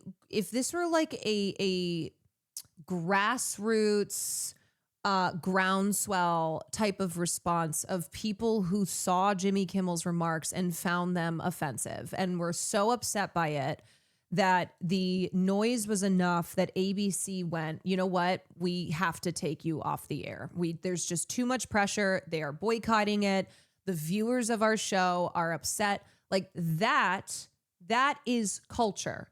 That would be what we, what would be referred to as cancel culture, which is ridiculous. Like cancel culture has just become this term that is so misused and misunderstood. But anyway, to just point out the difference there, what this is the federal government applying pressure on these corporations, on these institutions to silence speech they do not like or else face the consequences for it. So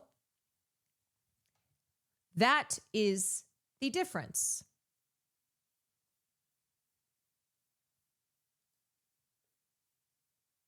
This is political retribution against people the government sees as the enemy. And ABC caving to this pressure instead of fighting against it because they have any type of principles they're standing on is really bad. This is why we are talking about authoritarianism. We are talking about fascism. We are talking about the rampant abuses of power, extreme government overreach. For something George Stephanopoulos said that never should have resulted in a lawsuit. All of this is the government taking action against private companies for speech, and that's really about that implicates the First Amendment. Well, also we had the president, essentially threatening. I don't know if threatening is the right word, but going after Jonathan Karl and ABC. Just I think it was yesterday. I don't know if we have that video ready to queue up, but in which he talked about the settlement that ABC gave him. He repeatedly said, "Look, they paid me $16 million." So let's play that. This is also why enforcing antitrust laws is very important. So you don't get something like media consolidation. So you don't have Nexstar owning a lot of the local broadcasters. Like, this is why these mergers are very dangerous, because it only consolidates power in the hands of few.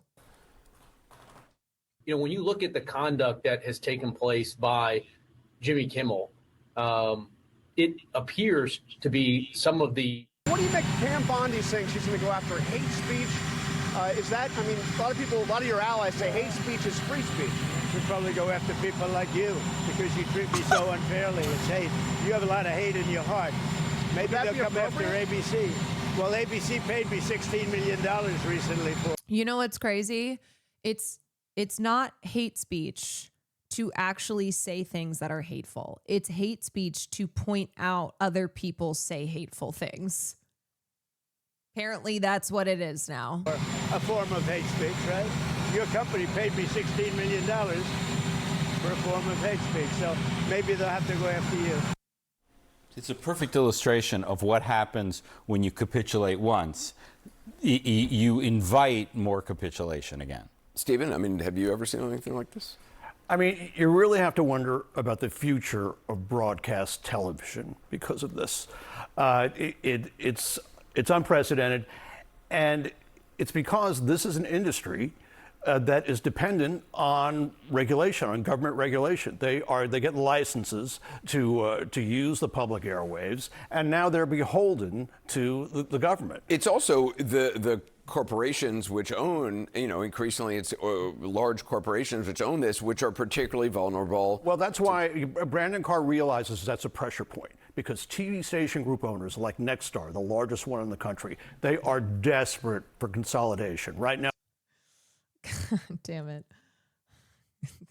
There's always a Connor Eats Pants tweet. Not a fan of Charlie Kirk's. My name is Bill Maher, host of the Bill Maher Show.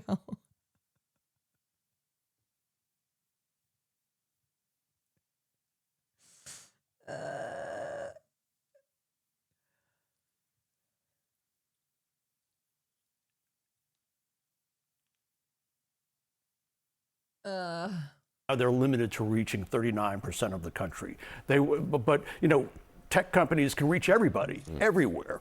They feel that's unfair. They want to consolidate. They want more stations. And it's the FCC who just decides that. Nexstar has to deal with... Low-key seriously wondering, but is Anderson Cooper protected from all this as a Vanderbilt? LOL, does his oligarch family superpowers kick in at some point? Anderson Cooper has more power and privilege at CNN than most other reporters and anchors. But if push comes to shove, no, because Anderson Cooper is an individual versus the corporation. He is still disposable. Like, we're talking Jimmy Kimmel right now. Okay. Like, this is where we're at. the Jimmies. They will take Anderson Cooper out as well. Make no mistake. Anderson Cooper is ultimately okay because he's very wealthy and he comes from a very, very wealthy family.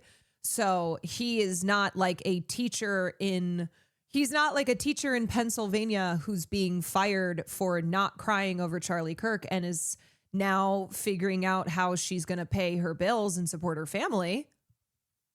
But yeah, we're at the Jimmies. Okay. We're at the point in this timeline of the Jimmies being under fire. That's where we're at. Corporate AF, thank you for the 5 gifted subs. To buy Tegna. And certainly ABC is probably looking at its options in terms of combining stations, swapping stations, buying more stations. They all want to do this. They all need FCC approval. And that's a key reason why you're seeing this. But it's not just broadcast television. It's all of media, including cable, for example. I mean, remember back in the first Trump administration when AT&T tried to buy Time, was buying Time Warner, the parent company of CNN. The Trump administration challenged that. So the Trump administration and any administration has tremendous tools to use if they want to. Somebody said, what do I do as a normie? Here's the thing. Keeping in mind that all of this is being done by a minority faction. This is a tax on free speech that we haven't seen since the likes of the McCarthy era. But the difference is that the people, the public, do not support this in the way that it was supported during McCarthyism. So it is a reminder that we not only shouldn't allow this to happen because we feel that there's nothing to be done, that we just have to capitulate because we're cooked, it's over. No. Not only should we not feel that way, but we can't allow that, because otherwise then we do hand over total power.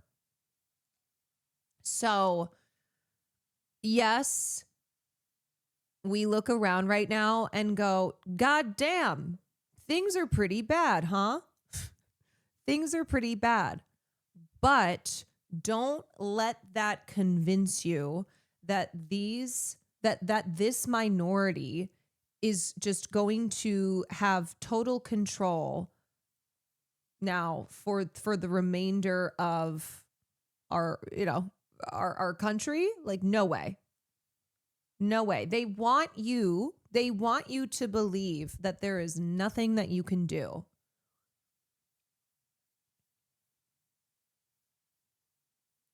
Because that makes their job easier.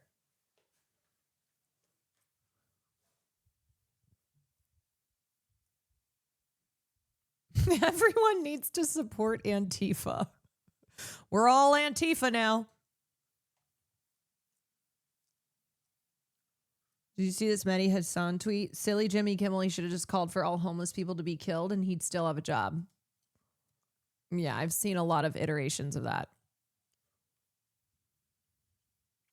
You know what? This is why part of my job is not just being a streamer here and talking, trying to also like link pop culture to our politics and explain why it's important to, why it's important important to approach politics through a pop culture lens because that's how a lot of people consume their politics.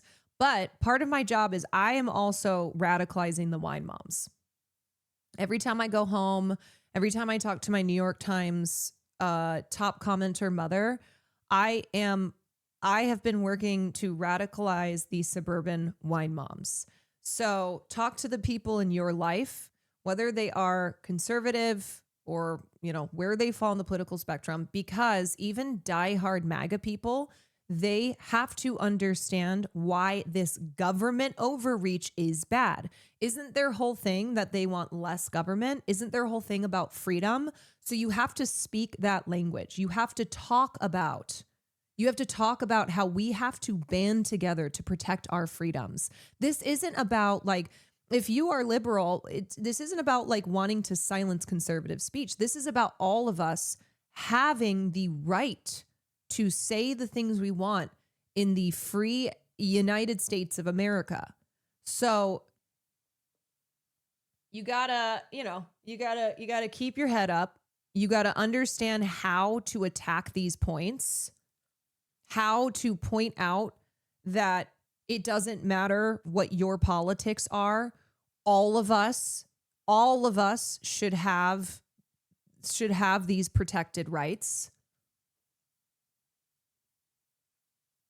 I just had to tell my family members that the right's reaction to this wasn't a good thing. Right. You have to help them understand, be like, look.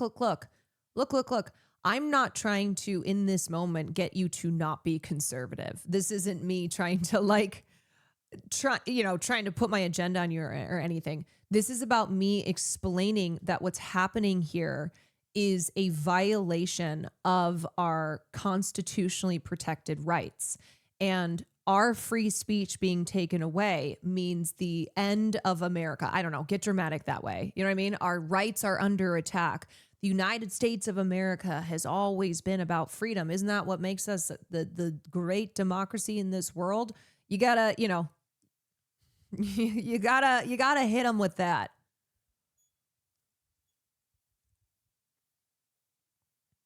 Punish broadcasters or any kind of news organizations if they want to use that power. And here we have them using that power over and over again. Kerry.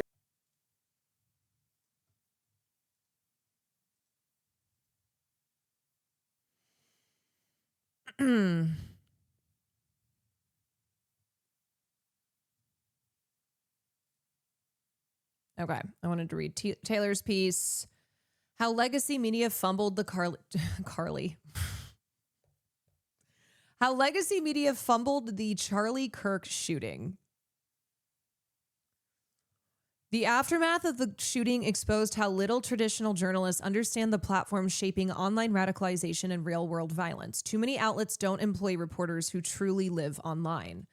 Within minutes of Charlie Kirk being shot, millions of Americans began scrambling for information. But as the public struggled to make sense of the event, media organizations were flailing too. The Wall Street Journal misinterpreted engravings on the bullets, an anchor compared social media to a cult, and some old school journalists seemed to struggle with the basic concept of a Discord server.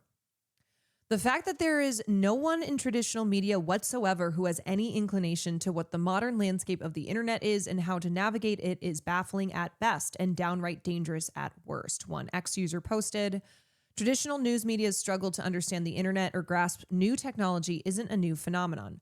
Tim Miller, a political strategist and writer at large for The Bulwark, an anti-Trump new media brand on Substack, compared struggling media figures attempting to decode the shooter's internet slang to Bryant Gumbel in 1994, trying to explain the World Wide Web on the Today Show. This is a classic Back now at 56 past, I wasn't prepared to translate that as I was doing that little tease. Oh, that's that little right. mark with the A and then the ring around it. At? See, that's what I said. Mm-hmm. Katie said she thought it was about. Yeah. Oh. But I'd never heard Or it. around I'd never or heard it about. said. I'd always That's seen right. the mark, but never heard Yeah. it said. And then it sounded stupid when I said it. Violence at NBC.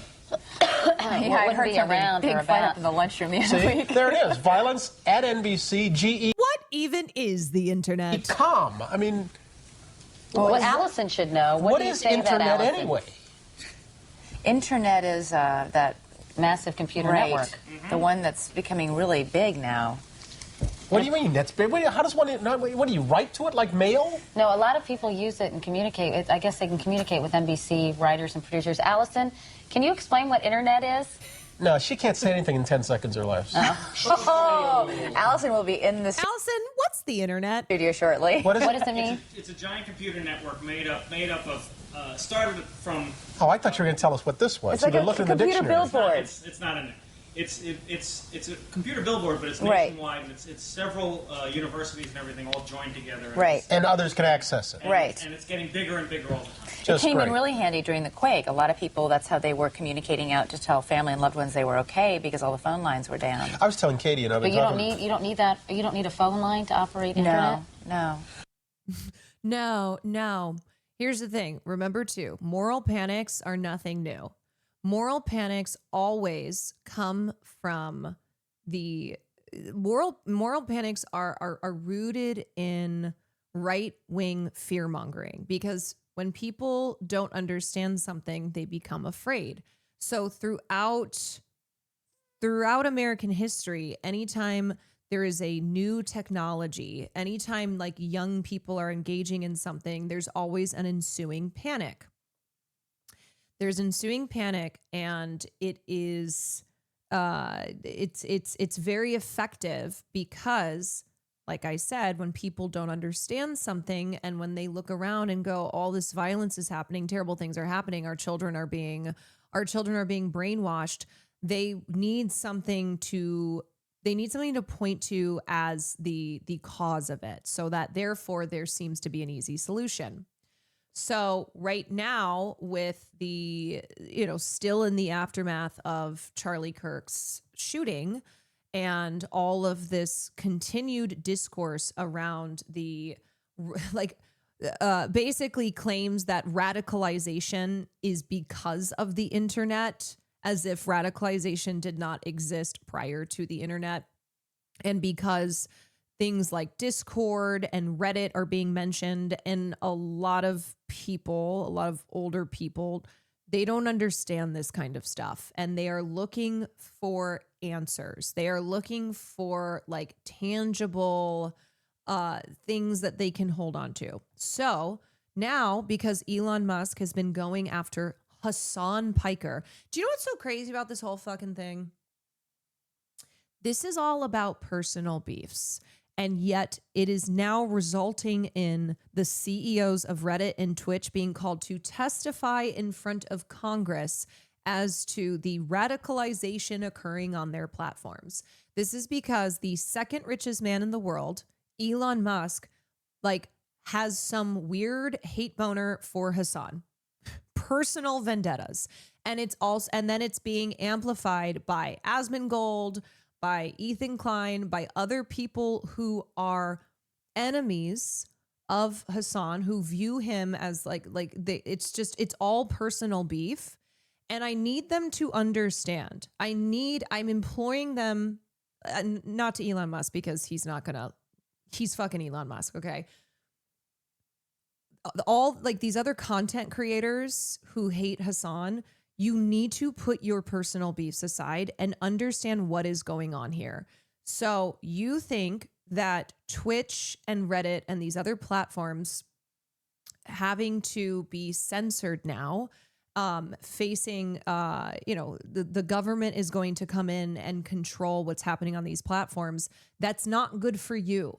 That is not good for you. You may not be able to see that, but I need you to understand that this isn't just about Hassan. This isn't just about whoever you have a personal beef with who is a content creator on these platforms. Please. And you are feeding into helping the second richest man in the world, who has a lot of wealth, a lot of power, and really, really heinous views that he is trying to see through to fruition, and also has a personal hatred of this person. So you guys have temporarily allied yourselves, but you need to understand that ultimately you still are not on the same side as Elon Musk. You should not be on the same side as Elon Musk. Bless you for trying. You are such a gorgeous woman, sound body and mind. Will's a lucky man. I'm lucky you exist. Please never stop to fight for what is right. You know, it's funny because usually I get comments that's like, poor Will, free Will. Ugh, I can't believe Will has to be with this witch. Poor Will Neff has to put up with a terrorist best friend and a terrorist girlfriend. They must be keeping him chained to the wall.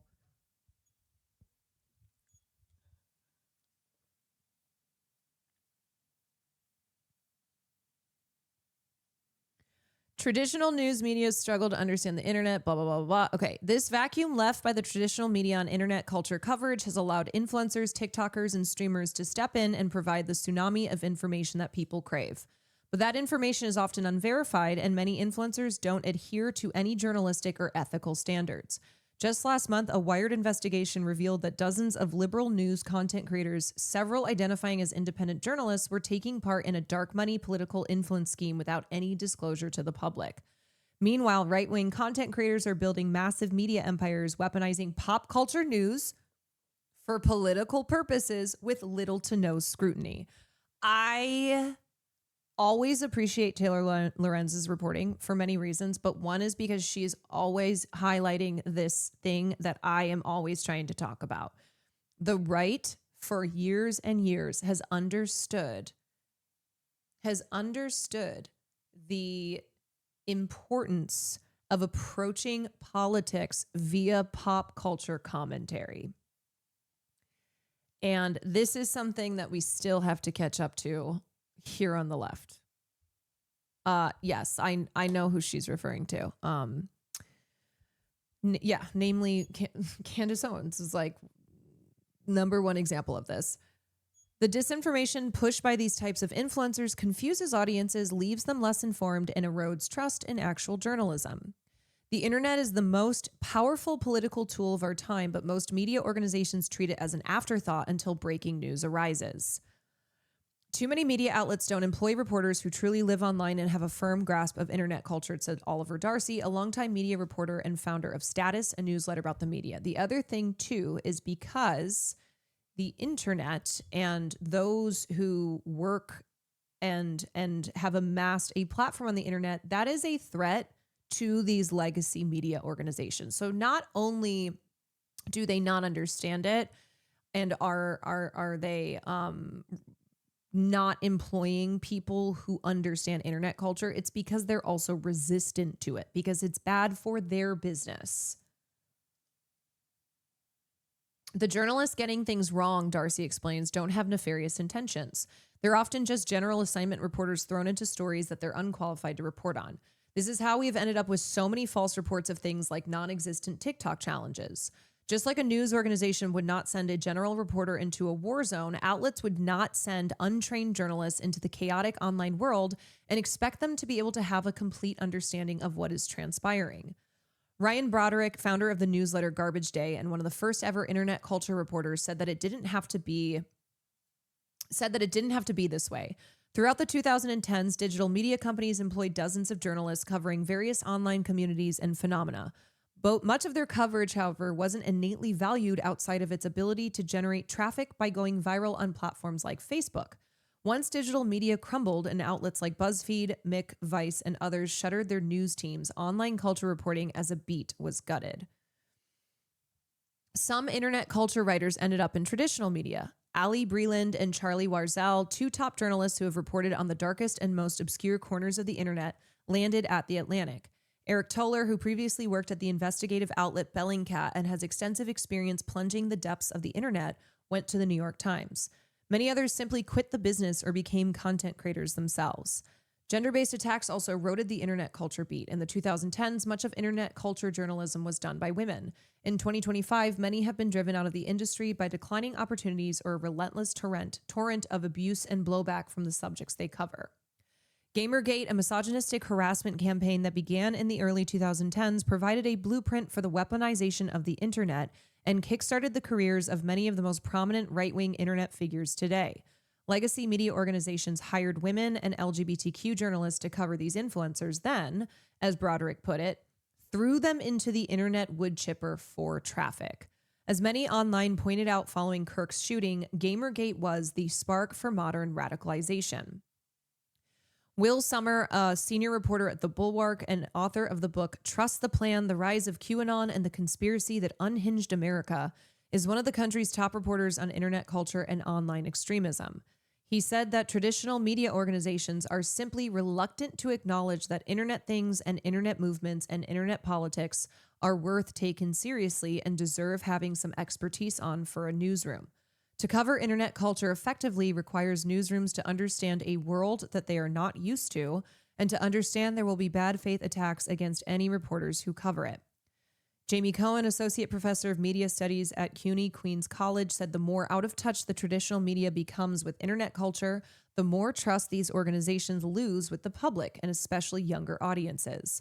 Cohen likened the situation to 2008, right before the financial crisis. In 2008, the media lacked the financial literacy to understand crucial concepts. Financial experts were able to not explain certain important things. That lack of nuanced coverage of our financial system allowed for exploitation by bad actors who thrived under lack of oversight, Cohen said. The more out of touch the mainstream media coverage of the online world becomes, the more audiences, especially younger audiences, turn to less reliable news sources. Already, the share of U.S. adults who say they regularly get news from TikTok has jumped from 3% in 2020 to 17% in 2024. That's wild. I mean, it makes sense if you're online at all. Like that would, yes, that lines up, but that's a big jump in just 4 years. 37% of Americans aged 18 to 29 say they regularly get news from news influencers, compared with just 7% of those 65 and older. Aiden Walker, a meme researcher. Can you imagine that being your job title? Hi, yes, I'm a meme researcher. I research memes. A meme researcher in Washington, D.C. said that instead of relegating certain people in a newsroom to understanding the online world, news outlets need to start hiring people who are hyper online for all beats. Journalists need to recognize that spending a lot of time on X doesn't mean that they are plugged into online culture. Twitter cannot be the place where journalists get a sense of what's happening in the world because it's not a complete picture. Some on X echoed the sentiment. Millennial journalists spend time scrolling Twitter for headlines and mistake that as being very online, which would be a meaningful descriptor maybe 15 years ago, but today puts you closer to Facebook moms and dads. Here's the thing. Hogan, thank you for the gifted sub. I only get news from here. Great. I am online, but I don't think that I am online in this sense. Like, there is still a lot about the internet that I don't understand, and these like specific corners of the internet that I do not inhabit. I am not hyper online. I am mostly online because I'm a content creator and because I stream on the internet every single night. But there is definitely a difference between being somebody who just spends time on Twitter and, I don't know, kind of the mainstream social media platforms versus like really understanding internet culture. We know, Queen. I'm not a Redditor. No. Yeah, I'm not even on Reddit. Adam Alexic, a linguist and author of the book Algo Speak, How Social Media is Transforming the Future of Language, said that what constitutes very online has evolved over the years. To be very online today, you have to understand years of meme history across platforms, as well as a niche understanding of the specific communities that you're engaging with. Like my mother always turns to me to ask questions about the internet. And she's like, oh, I know about the internet because of you. I'm like, Mom, I don't even know of the internet. So you are getting knowledge from me, and I do not consider myself to be a person who is well-versed in online culture, in like internet culture. It truly the blind leading the blind.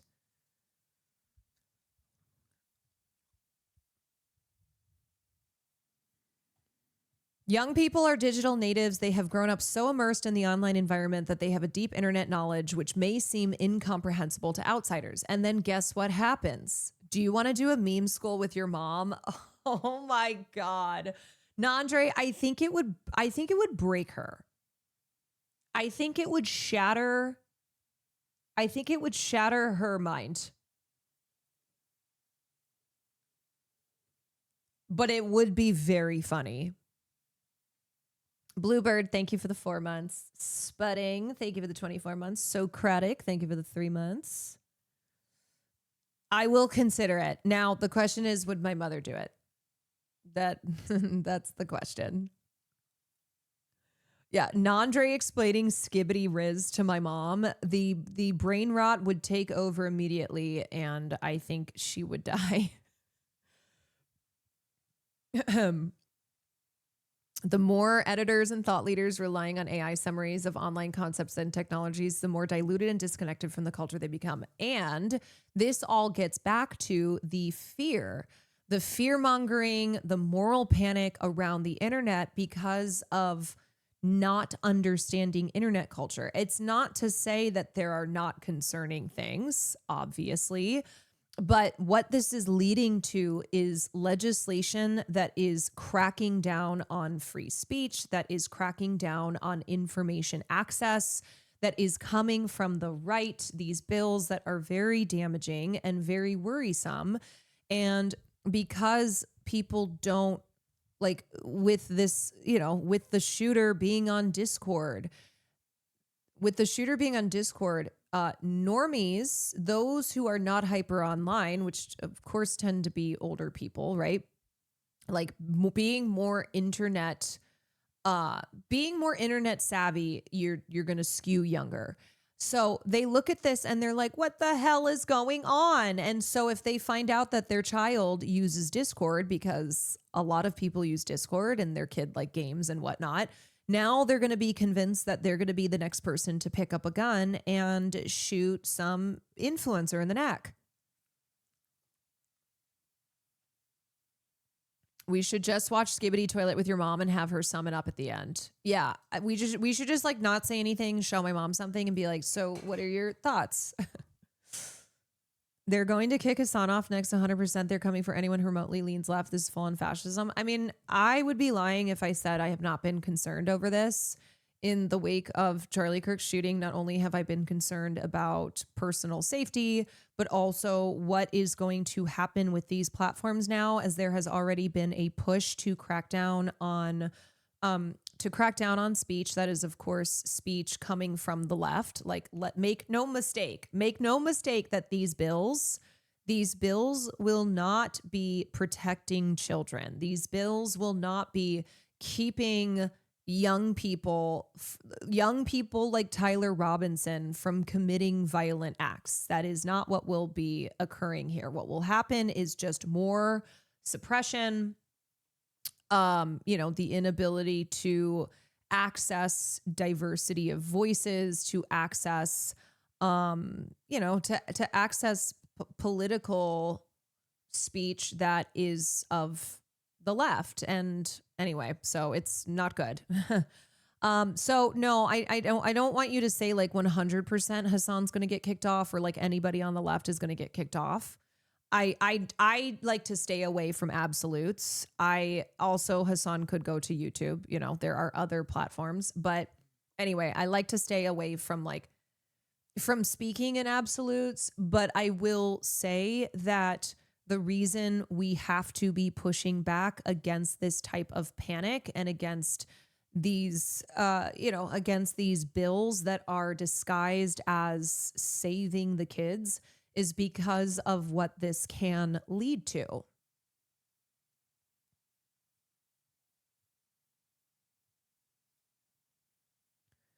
Broderick is hoping that news outlets like his Garbage Day can step up and keep people informed. Prior to the shooting, Broderick hired a researcher from Know Your Meme, the leading internet meme database, and a managing editor who came from Tumblr and BuzzFeed.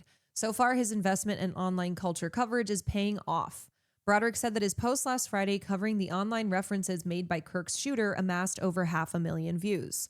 Will Summers' newsletter False Flag for the Bulwark reaches over 861,000 subscribers. Someone needs to explain to people that a Gopnik is not necessarily a Pepe. See, I don't even know what the fuck that means. What is a Gopnik?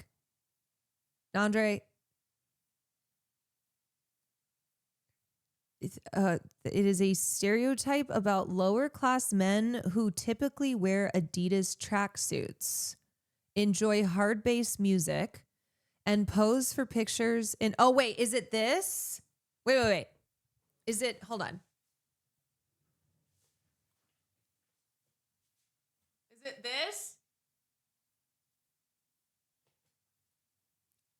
In a tracksuit?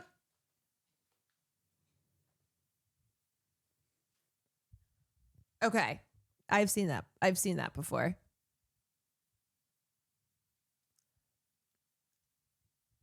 And then, yes, this is Pepe. Photo by Anthony Kwan, my dad. What? Yeah, you know, I don't even know where Pepe comes from.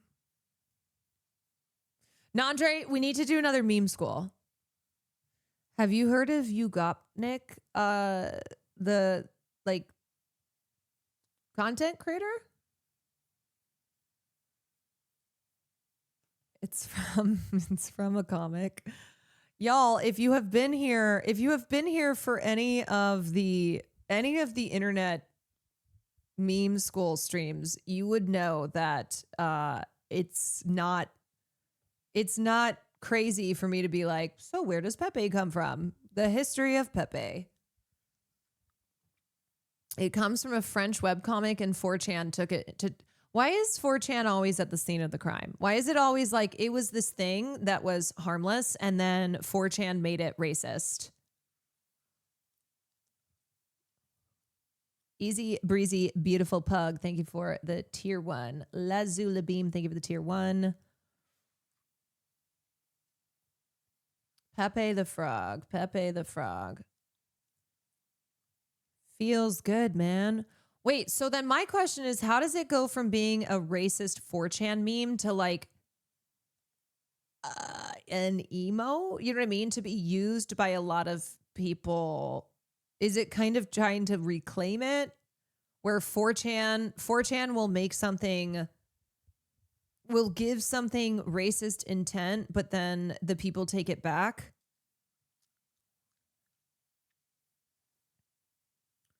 The order's reversed. Okay, so it's reclaiming it. It's reclaiming it. I got it.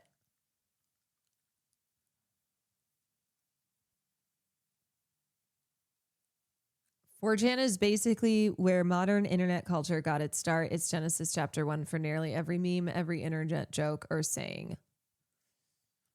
Do you know that I've never been on 4chan?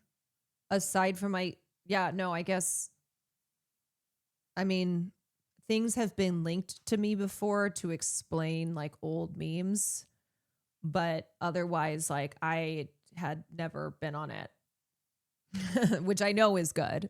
Yeah, I understand. That's good.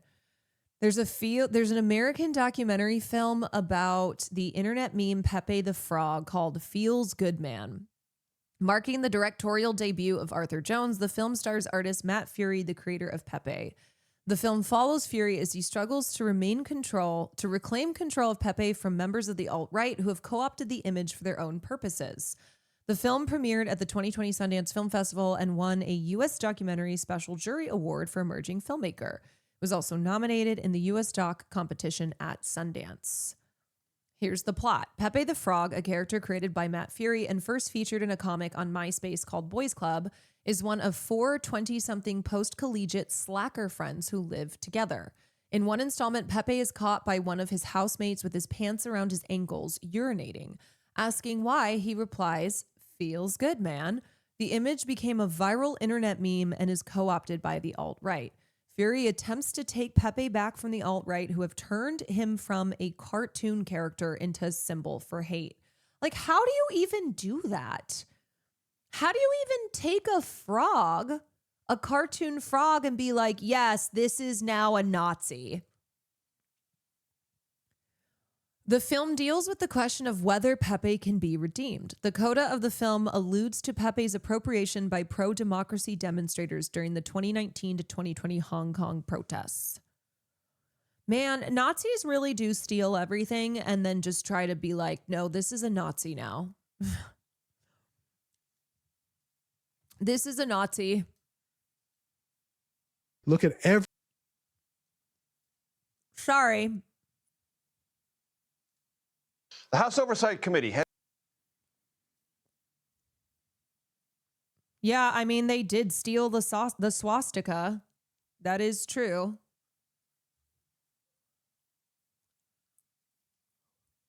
Caroline. Okay. I have to say, I don't know who this streamer is. I don't know who he is.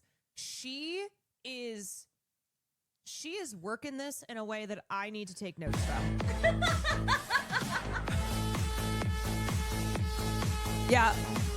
It's not enough for Will Neff to come onto my stream now and be shirtless. I need him doing this. I gotta pip those subs.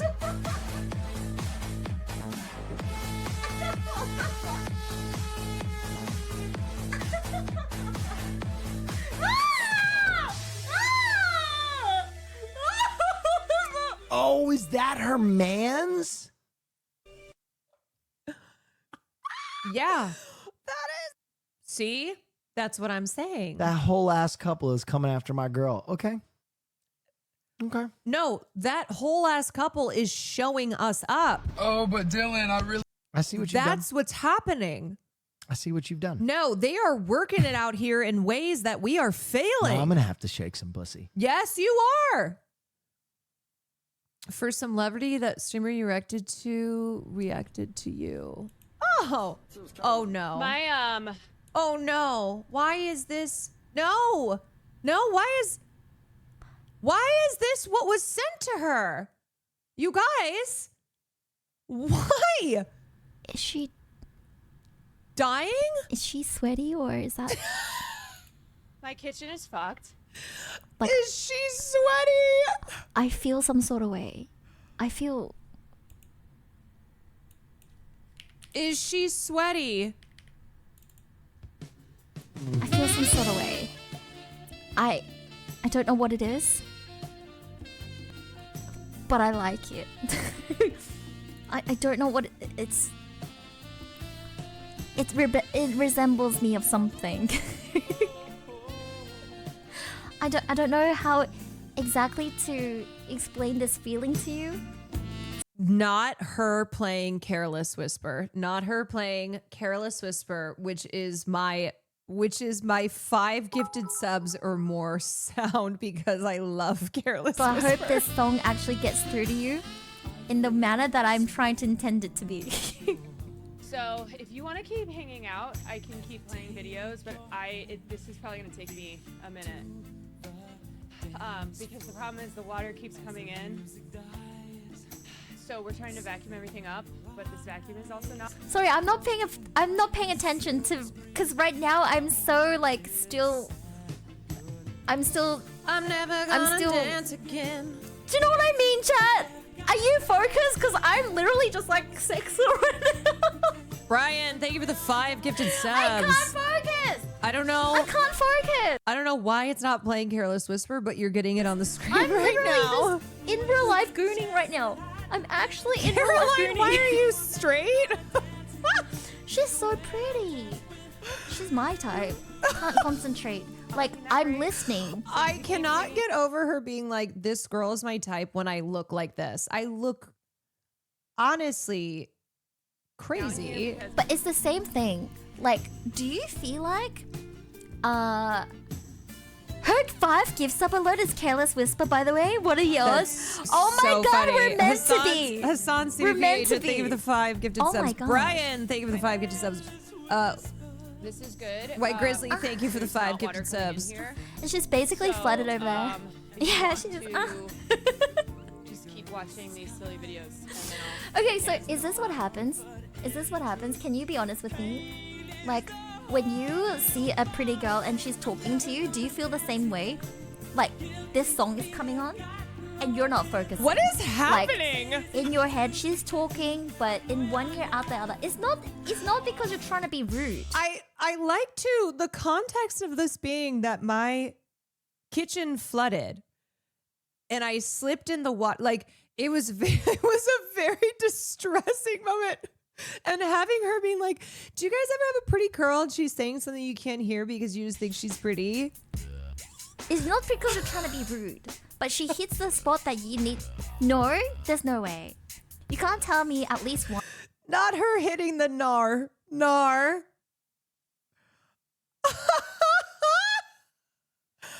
This is fucking hilarious.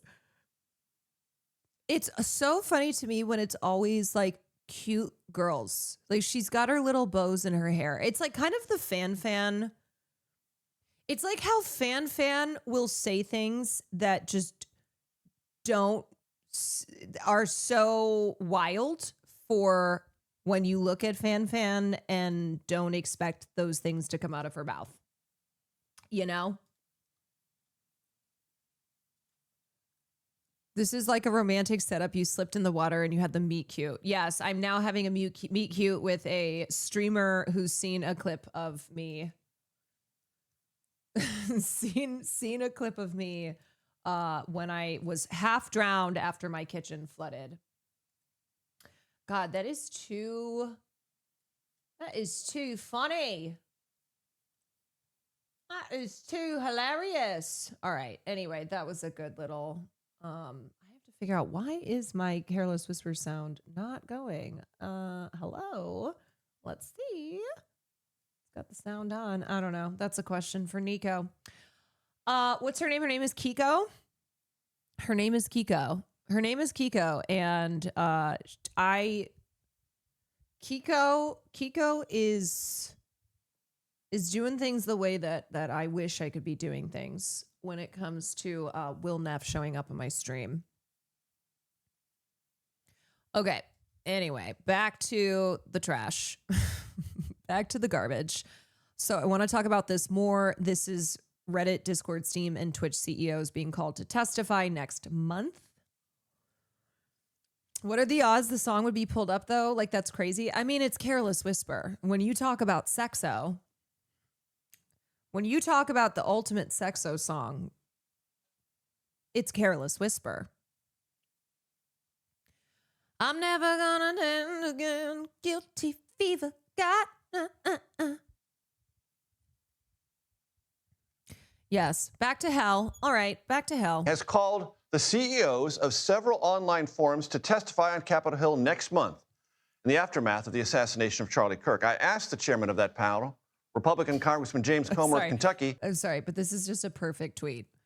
I barely knew who Charlie Kirk was before this, and now I'm legally required to praise his holy name. That's crazy. How many people are becoming aware of who he is because they're like, wait a second, I'll lose my job? I could maybe go to prison? Hold on a second. Who's this? Who was this guy?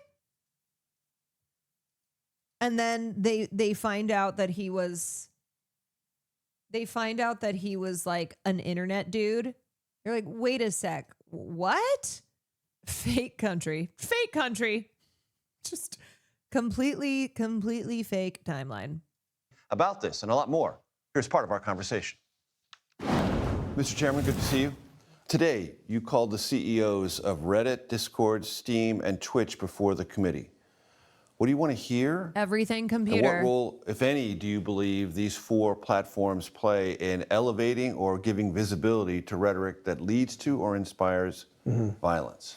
We don't know that they are part of the problem, but we have a lot of questions. And several members of the Oversight Committee who are a lot more knowledgeable about those platforms. Like, I'm sorry, it is so crazy to be going after Steam and not be going after Twitter or Rumble. Than I was prior to the Charlie Kirk assassination. Like, what the fuck did they've expressed Steam concern do? that they would like to question them. There seems to be a pattern emerging from that's the form of communication of choice by some of the crimes, the high-profile crimes that have been committed lately, especially by the younger perpetrators. So we have a lot of questions about that, and hopefully sometimes, But like the thing about it too is there's no proof.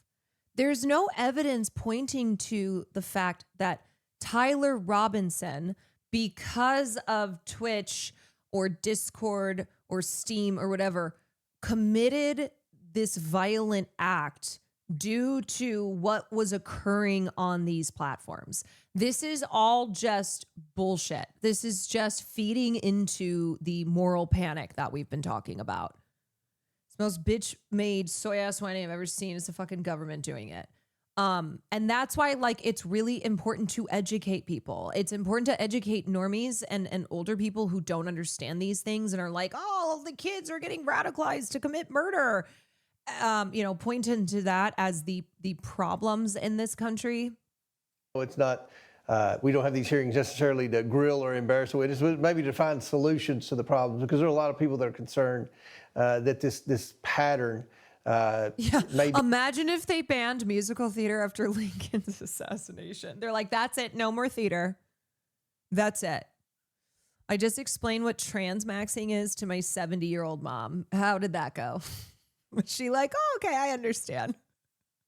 Oh, okay. By the way, Bernie Sanders called it a genocide. Yes, of course, he still prefaced it with, but Hamas and Israel has the right to defend itself. So in essence, it was like, yes, he's calling it a genocide, but still doing his very Bernie Sanders way of not condemning the actions of the state of Israel separate from Benjamin Netanyahu. And also, it's been 2 years. I got to be so for real. It's like, there's like no win there. There's no W there. He also validated the dead baby's lie, didn't mention Hannibal directive. It's Bernie's not going to change on this. I really, like, I don't think him finally calling it a genocide is him signaling that he is going to be a staunch anti-Zionist. Because of some form of business model that they made. No, and I don't want this to be, no, this is not a damned if you do, damned if you don't. I think it is fair to go, man, it's been 2 years and you had people like Marjorie Taylor Greene call it out, but also because he qualified his statement. It wasn't that Israel is committing a genocide, point blank. We must end all support to Israel. We must end the system of apartheid that has created the conditions, the violent conditions here. Like, it's still qualifying it. He's specifying offensive weapons. So, that's what I meant. Oh, I see. Okay. Anyway. It's still not good enough, because it's not, because you cannot put an asterisk on what's happening here. I feel like he's trying to signal that he's doing something different, but is he really though? Yeah, I mean, I just don't believe that Bernie Sanders is ever going to be anti-Zionist. I still think that his focus is on removing Netanyahu, who he points to always specifically as like the problem here.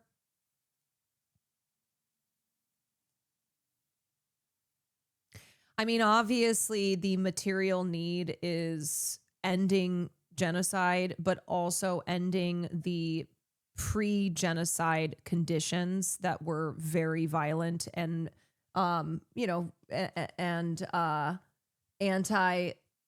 anti-Palestinian liberation. Meaning, if I understand you correctly, Mr. Chairman, some of your committee members fear or have come to believe that communications on these platforms feel to a younger cohort in our country less visible, and so they're more comfortable discussing things that they are maybe contemplating? He's older than the state of Israel. Again, the pattern that this source of communication, this form of communication was used by in at least 3 of the last 4 high-profile crimes. And there are members that have concerns that there could be, some type of behavior that could be either detected prior. I don't know how that would work, but they have some specific questions. And then as far as is there a reason that these criminals have started using that platform? Is there some type of marketing or some type of lure? This is exactly what Taylor was talking about in this piece that she wrote in the Hollywood Reporter. Here, this is the link to that. When she's talking about how the people who are in charge, they do not understand internet culture. They do not understand these platforms. They don't understand how, they don't understand how the internet works. And so they are just broadly painting this picture of but also notably not platforms that are explicitly and overwhelmingly right-wing. There's a reason that Rumble is not being called in to testify. There's a reason that Elon Musk is going, bring Dan Clancy's ass in. And, Elon Musk is on Twitter allowing it to be like 70% Nazi bots. Yeah, or Kick where somebody just fucking was killed, where somebody died because of abuse that the Kick CEO contributed to during that live stream.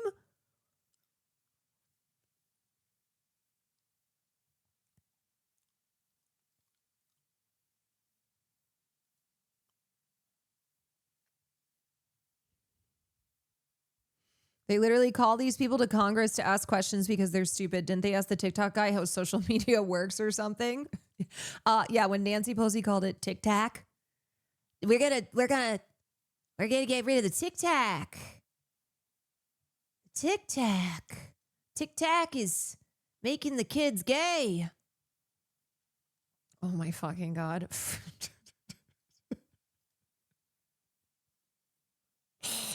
Free Jimmy Kimmel's school walkout. I cannot. 12 p.m. Don't care, free Kimmel. Free Jimmy Kimmel's school walkout. I'm telling you, if this gets to Jimmy Fallon, it is only going to be that much more painful. I am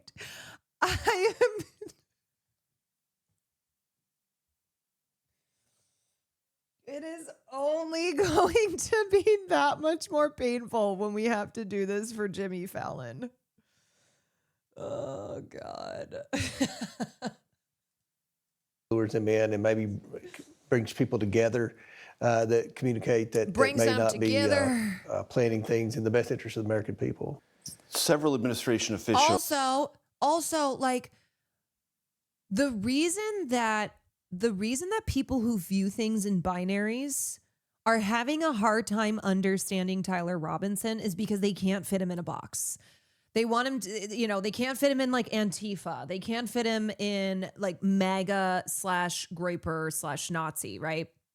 And so this is just continuing to fabricate or to create fictions that will, I don't know, fulfill your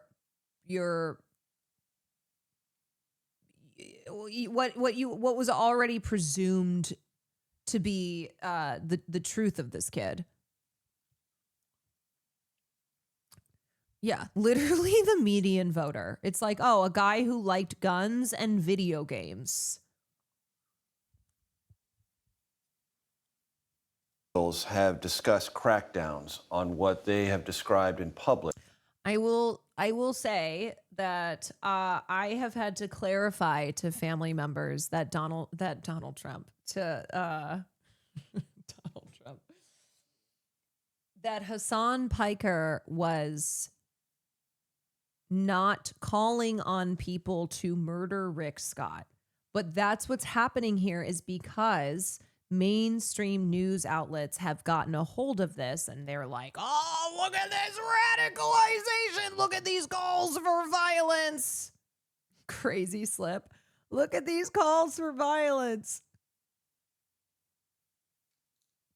And they don't know what's going on. They don't understand. And they only will see something that's being run by, CNN or Fox News. And they're like, Jesus Christ. Yeah, it's real rich of Fox News in particular, considering that they have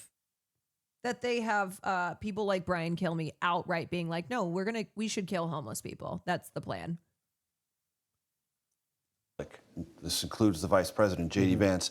Leftist groups or non-governmental organizations that they contend do things. Retweet to show solidarity with Jimmy Kimmel.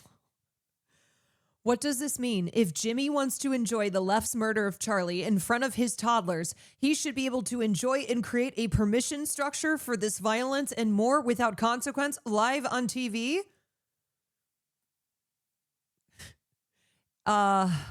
You know what, Newt Dog? That's what that means. Free Jimmy Kimmel, and it's a picture of Jimmy Fallon. Get the fuck out of here. Get the fuck out of here. I can't. Things to foment violence in our country of a political nature. Is the committee going to be involved in inquiries along those lines? I don't know. It's been announced that the Department of Justice is looking into something along those lines. I know that there are several people, including Chip Roy, that have written a letter asking Speaker Johnson to form a select committee on that. But there's not been anything from our committee standpoint or from the leadership standpoint that's directed us on the Oversight Committee to do anything. Do you share those concerns, and might you organize the committee in that direction? Well, we know that there's a lot of funding of these indivisible groups. There are a lot of liberal groups. I have to see something.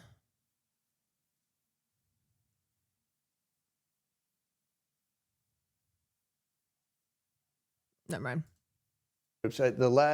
Four of the last six. Y'all, BBC just asked me if I want to share my views on Jimmy Kimmel being fired. How have I can't stop laughing. Like, it's not funny. It's not funny. But I am laughing because I am like, if I do this would be my first news spot, and it's me defending Jimmy Kimmel. Like, it's funny. It's really funny. I can't. Obviously, I will say it is not about Jimmy Kimmel, and I'm being facetious, but it is absurd. It's absurd.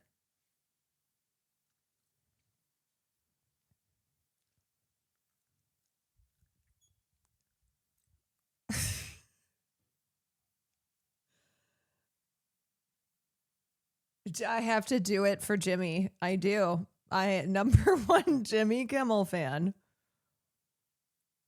We are living in absurd times. We are. First they came for Jimmy Kimmel, and then they came for the Twitch streamers. So I must.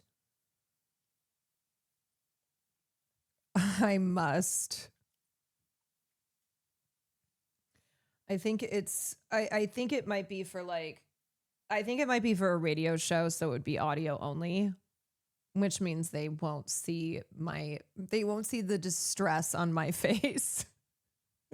I am going to be the face of the Free Jimmy movement.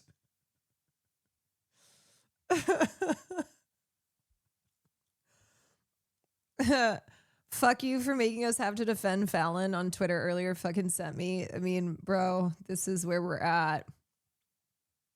This is where we are at. They won't see the tears running down my face. How are you the person? I don't know. I don't understand why.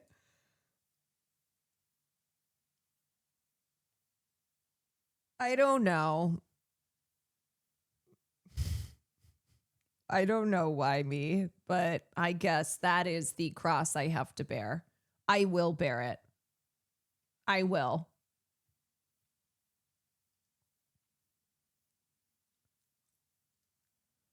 This is the stupidest day in American history, a record that will be broken by every subsequent day in American history.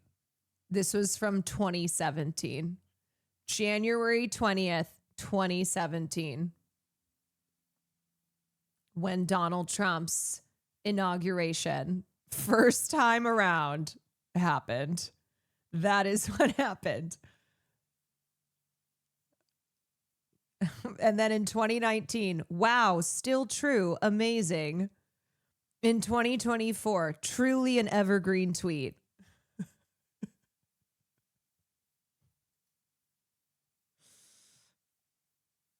Oh, that's why this tweet, okay, this is 63,000 likes. That this is what maybe the BBC has seen. I'm like, clearly they must have seen tweets of mine. That's why I was like, okay, did this one pop off? Where I said, so institutions are just full on capitulating to right-wing threats and authoritarianism. Nope, it was this one.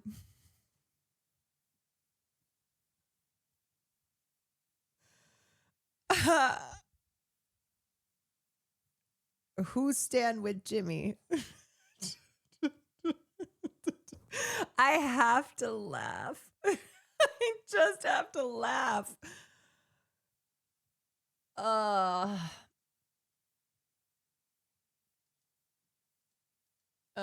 my God. This is the dumbest day in American history. This is the dumbest day in American history so far. And like, I recognize, and I keep saying that obviously like shit is very serious, but also so stupid. You know what I mean? You know what I mean? Where you're just like, you can't even mention it being idiocracy anymore because we have surpassed that. I can't wait for one of my friends to send me your tweet from an Instagram meme group and I have to pretend to not know you. You're like, oh yeah, I don't know her. Who is she? She seems really pretty and cool. I don't know her though. She seems really rad.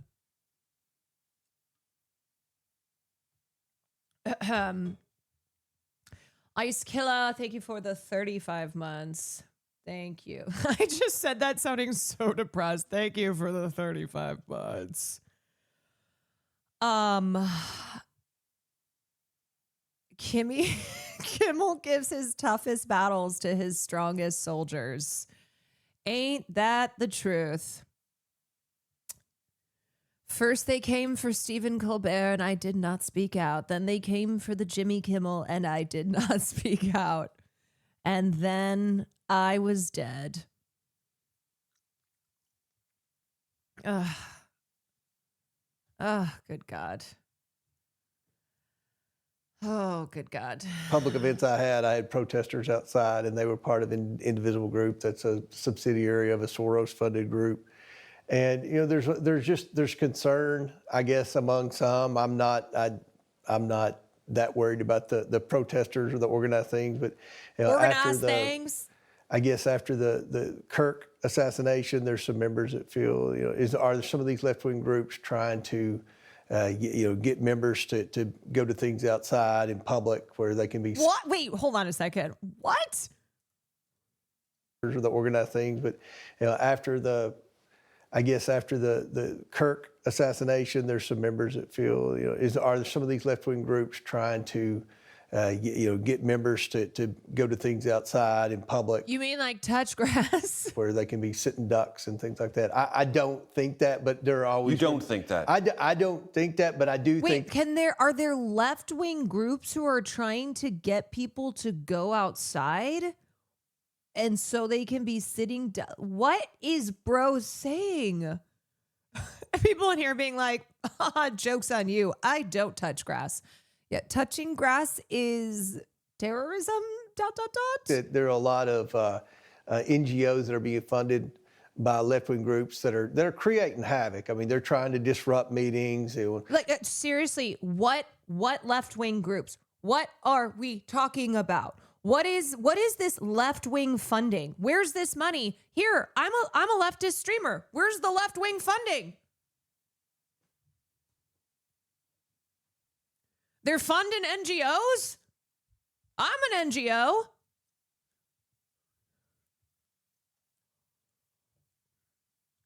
It's just word salad. The I protesters know. at my meeting in Paducah, Kentucky, when they left, when the crowd left, they were getting up in their face and things like that. So that's not, that crosses the line of free speech. Meaning it becomes physical confrontation. But as a baseline threshold I got your matter, funding right here, mommy. Got your funding right here. protest in this country, however it's funded, protected by the First Amendment, protected by the Oversight Committee, respected as a form of political communication in this country. It is, as long as there's no violence. As long as there's no violence. That's an absolute benchmark for you in the committee. Sure. Okay. Yesterday, the Attorney General, Pam Bondi, said, or was Anonymous gifter, a thank you for podcast the thank you for the left wing funding. Thank you for the left wing secret funding here. Josh, thank you for the 6 months. Hogan, thank you for the gift. was put across the media in which she said hate speech will be prosecuted. And there was tremendous blowback among conservatives saying that's not permissible in this country. Were you alarmed by those remarks? Well, I don't know. Sometimes people say things and they don't come out the way they mean. Sometimes the media is taking them out of context. I think Pam Bondi, certainly it's a fair question to ask her what she meant by that. But I do think that there's a concern about the increased political temperature in America and the result being more violence. Many of us believe that the majority of the last several mass shootings and high-profile crimes have been committed by people that are more on the liberal end of this political spectrum than conservative. Yeah, right, because you guys just get to decide these things. You just get to decide them, state them as fact, and then use your power to crack down on said violent left. Okay. Eric DeReed, thank you for the gifted. Ainsley, thank you for the tier 1. Okay. Very cool. Very good. Very great. Now, some of the media would disagree with that, but I'm pretty confident, and I'll say that. I'm not just blaming the left. Both parties, both sides can share blame for increased political rhetoric. But at the end of the day, I think there are victims on both sides. There are victims on both sides. Minnesota there are bad actors legislatures, on both sides. Governor Shapiro in Pennsylvania, Speaker Pelosi's husband. I mean, there are victims on both sides. Of course. You acknowledge that? Yeah, I do acknowledge that. Okay. I do. Okay, thank you for the funding. But it is true that hate speech is not prosecutable in this country. It's protected by the First Amendment, repugnant though it may be. You believe that? I do. I would assume that Pam Bondi believes that Infinite Worm, thank you for the 5 gifted. Maple Tanks, thank you for the bits. hate speech that is directed towards an end goal of violence or criminal behavior would be prosecuted. That's what I would assume she would mean by that, but you would have to ask her that. Welcome back to the you would have to ask her that. Flunky, holy moly, thank you for the left-wing funding. Yeah, I don't know what also for some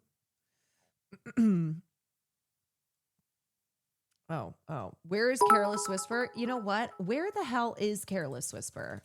I don't know where Careless Whisper is, so I'm gonna have to play it. I'm gonna have to manually do Careless Whisper. Local Brood, thank you for the NGO funding.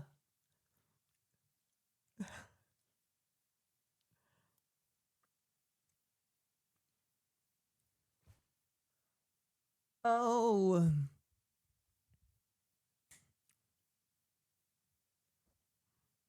Moog Boy, thank you for the tier 1. You know what, though? It's like, aren't these the vibes that you want for left-wing funding? Just ultimate sexo vibes.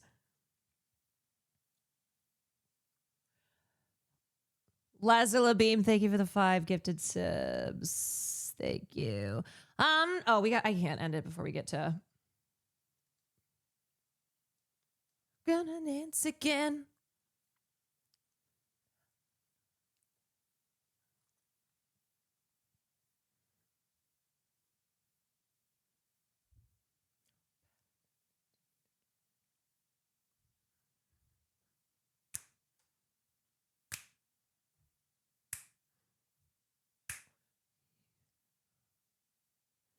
That's right. Oh, so scary, so violent. Oh, must be stopped. Stupid, sexy, secret left funding. Stupid, sexy, secret left funding. The most dangerous kind. Okay. Takeout. Earlier today on Capitol Hill, I discussed the ongoing Epstein investigation.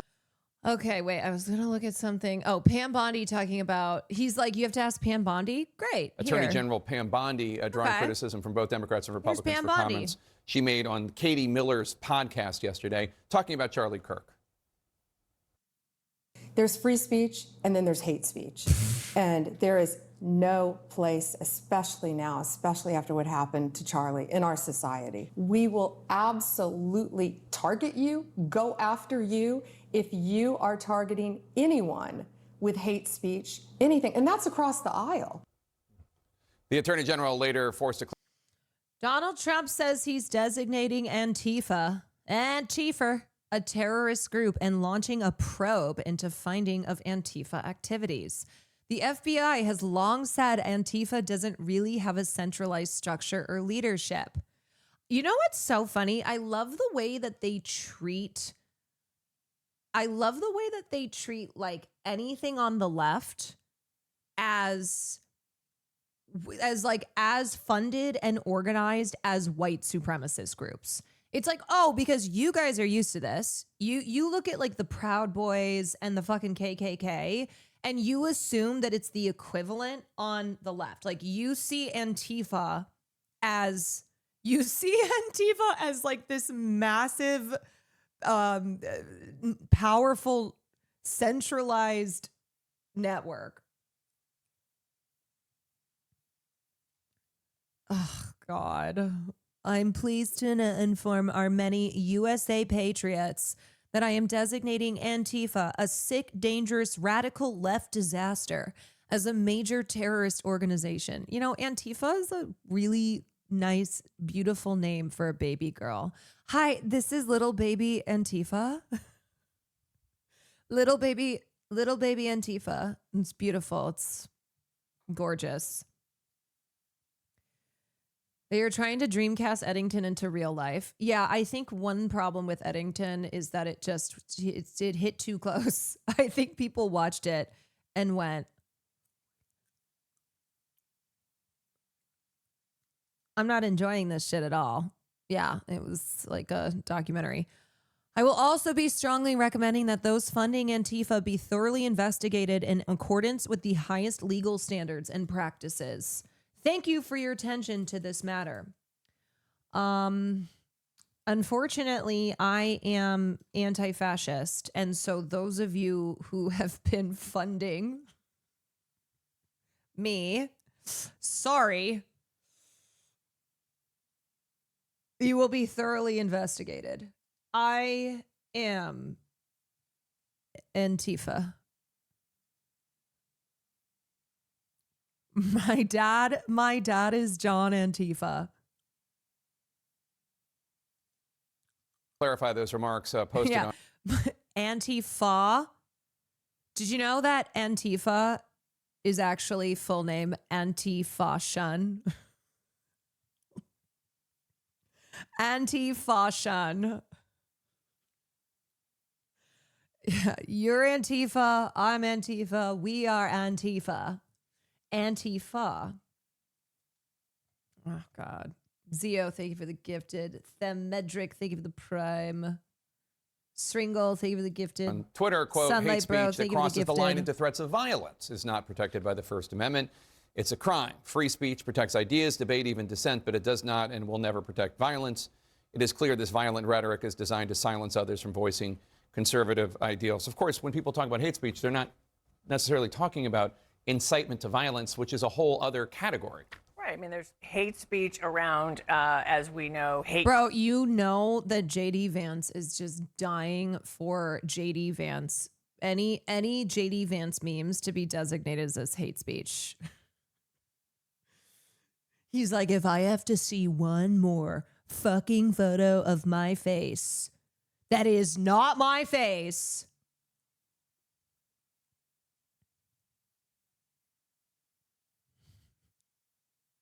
who started that? Like, when did that start? Because it has gotten to a point that I kind of forget what JD Vance actually looks like, but it's his face. Yeah, wait, sorry, what memes? Hold on a second, huh? That's just what he looks like. What? It's so good that I legitimately have forgot his face. Me as well. Crimes, right, which can lead to violence, obviously hate speech that can lead to violence. But what about, I don't know, hate speech around hanging the former vice president of the United States? How about hate speech or inciting violence that leads to a violent mob attacking the United States Capitol on January 6th and a police officer being killed? I mean, the hypocrisy around this is just astonishing, given that, you know, what we seem to hear from President Trump is hate speech or mean speech or negative, anything he just doesn't like. Anyone who doesn't ask him a question that he deems inappropriate seems to be, you know, hateful. We've seen him berate many of our CNN colleagues and others for any question he just deems is out of bounds. Yeah. So what's concerning here is, you know, the U.S. Constitution is supposed to help us guide around what's hate speech in terms of any audience that we might be speaking to, not just people we don't like. I saw a lot of conservatives on social media taking real issue with what Attorney General Bondi had to say. Yeah, and I think that's why she had very worthwhile clarifications. Look, you can't yell fire in a movie theater. You can't yell bomb at an airport. There are consequences to those actions when they turn violent. We know that this killer was on Discord and all the chants talking to people wanting violence against Charlie Kirk. If this was aimed at another group besides conservatives, I think our tone would be a bit different. Look, I agree that there is a difference between hate speech and speech that's asking for violence or inciting people toward violence. But I think we're right now very close to that cusp and a lot of left-wing chatter, and it needs to be looked at. And by the way, the administration says they have evidence that groups are funding a lot of that. That should be looked into. So Terry, our former colleague, ABC's Jonathan Karl, tried to ask President Trump about this earlier today. Take a listen. A lot of your allies say hate speech is free speech. We probably go after people like you because you treat me so unfairly. It's hate. You have a lot of hate in your heart. Maybe they'll come after ABC. Well, ABC paid me $16 million recently for a form of hate speech, right? Your company paid me $16 million for a form of hate speech. So maybe they'll have to go after you. First of all, the notion that Jonathan Karl has a lot of hate in his heart. He's one of the fairest and most decent people. I don't think he has any hate in his heart. But what was your reaction when you heard that? Well, first, as to Trump, look, this is basically what every petty autocrat wants. Make your whims the law. Okay, little clarity. There's no such thing as hate speech in American federal law. The words never appear in the U.S. Code. And the Supreme Court, for decades, Republicans and conservatives alike, have again and again and again said when the government wants to punish speech, they have to meet an incredibly high burden. That came in a case where somebody threatened to shoot Lyndon Johnson, in a case where somebody burned a cross on a lawn, in a case of stalking a singer-songwriter, and in the case of the Westboro Baptist Church, which staged these despicable demonstrations outside the funerals of fallen soldiers. Each time, Supreme Court overturned a conviction won by the government. It is almost impossible to win there. But his comments there come the same. Bro, I just am like, I'm torn. Here's what I'm torn between.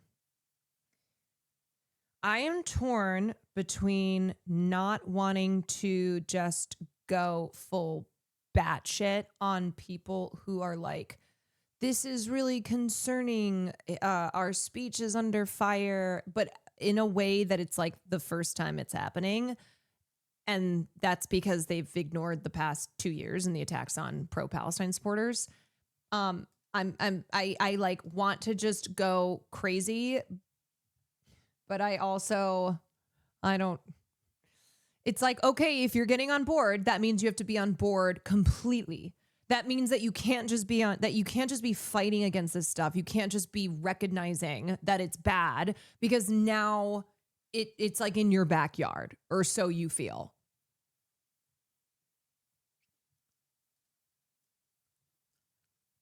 Like you gotta wake up. You gotta wake up. But also, I don't think for people in the media, it's waking up. I think it was very intentionally that they support Israel.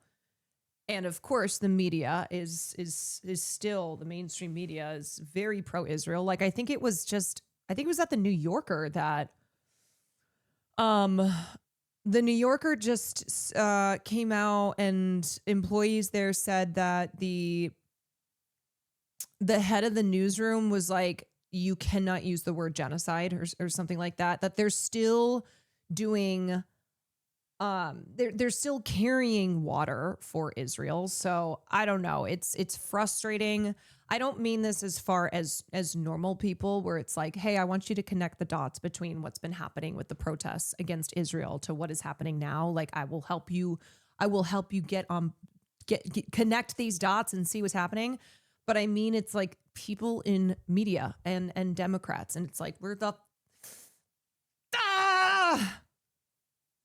I feel you, but the fact that they're going for the most milquetoast liberals and designating anti-fascism as terrorism does feel like we're crossing another line here. No, 100%. The fact we've gotten to the jimmies, absolutely. The fact we've gotten to the jimmies is indicative of how we are just speeding down this path.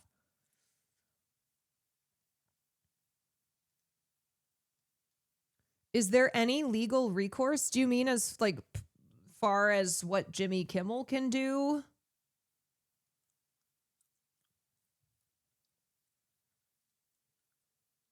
Or do you mean like what can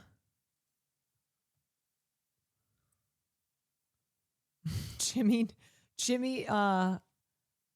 Neutron is next? No, I don't think so. I mean,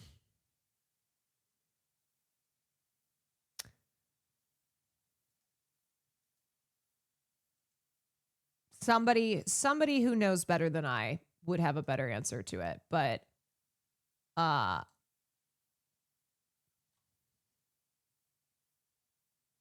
Jimmy Kimmel getting canceled is making people realize things are seriously bad the same way Tom Hanks getting COVID was. That's so true, though.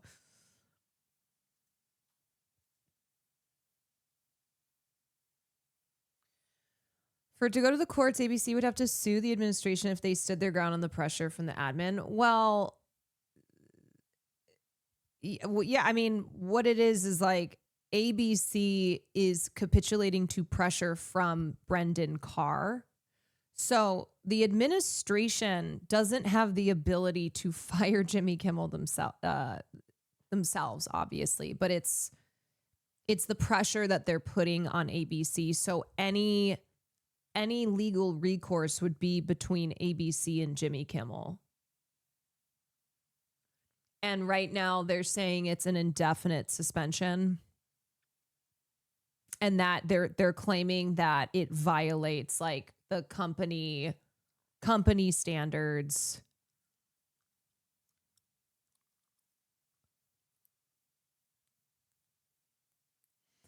But also, yeah, the Gina Carano settled that suit with Disney. Like, that was also a story when I covered it. I said, y'all, this is what the state of things is. Okay. Companies will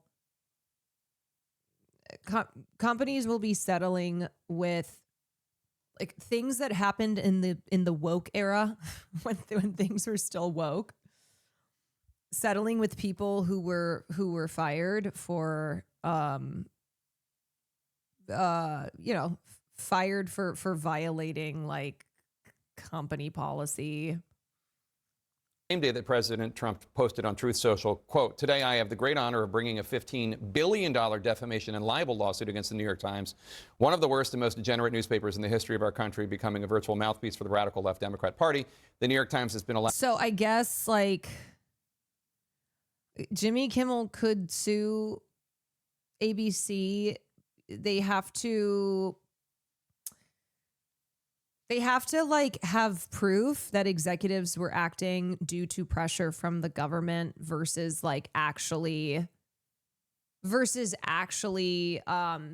having issue with what Jimmy Kimmel said. But I think it would be difficult to prove. To freely lie, smear, and defame me for so long. That stops now. In a note to staff, the New York Times publisher said, quote, "Everyone, regardless of their politics, should be troubled by the growing anti-press campaign led by President Trump and his administration." TW, any... God, I hate having to watch this much of Jake Tapper. Any issues with that? What do you think of him suing the New York Times for articles that he felt portrayed him negatively?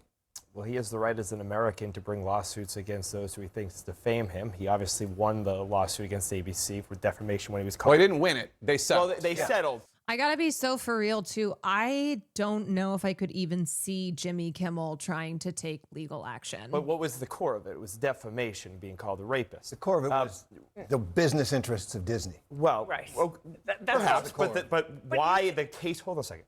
Why the case? Well, bear with me. No. Why the case was brought was for that reason. He has the right to do it. Okay. There is. I saw one poll in YouGov saying 67% of the American people do not believe that Donald Trump gets a fair shake. He often says that I could cure cancer and everyone would hate it. The fact of the matter is Donald Trump feels that he is uniquely picked on by the press. He is constantly challenging them, and I think he was trolling Jonathan Carl there. But I think this is his remedy to try to get at what is the core reason for why the media will never give Trump and his supporters a fair shake. Will it work? We will see, but he has the right to do it. Well, I think that Jonathan Carl, once again, is not a hater in any way, shape, form, or fashion. But as far as the president bringing a libel suit, there is leadership interest there involved in there. I will say this. This whole discussion is just doing a little trolling. Come on, the president's just doing a little trolling. Come on, he's just... You guys, it's called satire. It's called irony. It's called a joke. Home to roost of the illiberal left's project begun 30 years ago to make speech violence, right? To make hate a crime. And they were always warned by libertarians, at some point, a government you don't like will use this against you. And that's what's happening now. I think the other problem... So the libertarians were correct. Justice for libertarians. Is that what we're saying here? When are they going to challenge this narrative that the right wing gets an unfair shake from the media? They won't. They don't challenge it because they're part of that system, I know it's so maddening. It's so maddening to act as if the right is just small beans. They're like, it's the same way that Israel and Israel supporters are always like crying victimhood. It's something that fascists just do. But by being like, we're just the little guy. We're just the small beans.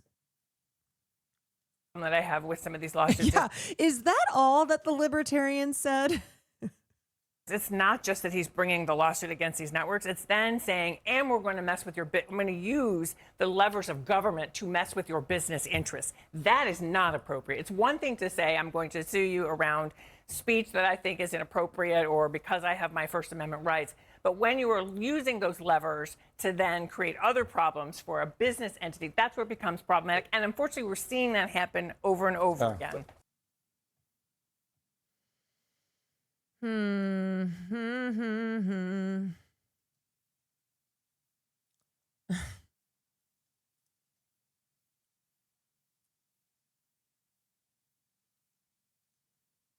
This is my queen, Nicola Coughlan, speaking at the Together for Palestine fundraiser that happened today.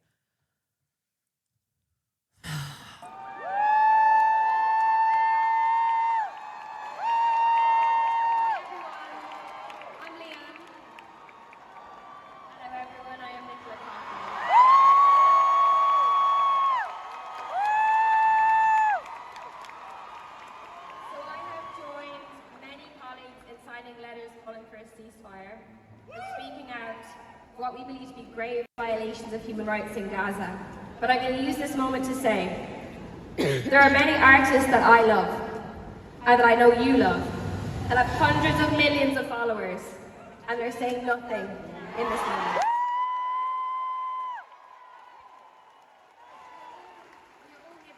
We know that music and art have always been tools of resistance, ways to speak truth when it's hard to Looks like Antifa. hear, and to stand with those who are being ignored. And our next performer tonight is raising her powerful voice with such tenderness in a time that needs it more than ever. Please welcome the incredible Celeste.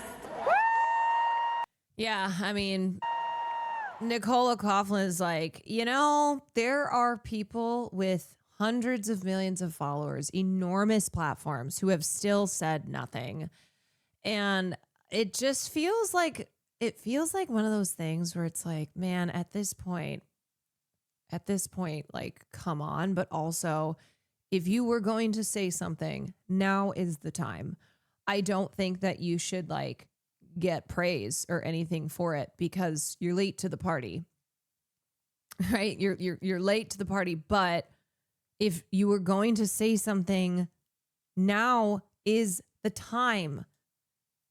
Now is the time. And one day everyone will always have been against this. But guess what? We will remember those who never said a word.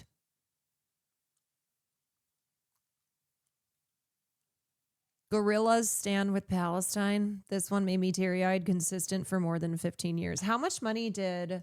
I tuned in for a little bit today. Free Palestine fundraiser.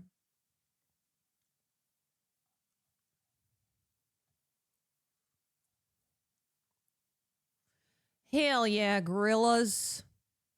Ugh, get off my screen. We know how much money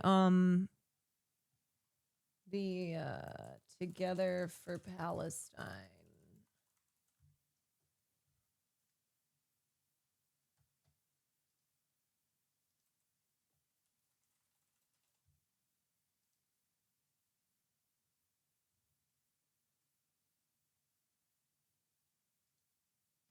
With the violence that's happening in Gaza, there's a real responsibility to bear witness to the full story. Is that Amelia de Moldenberg? To tell us about the challenges of that, please welcome an award-winning British-American journalist, CEO and editor-in-chief of the new media company Zato, Mehdi Hassan. By 10 p.m. local time, actress and activist Jamila Jamil announced the show had raised $2 million, according to The Guardian. So it looks as if they raised about $2 million.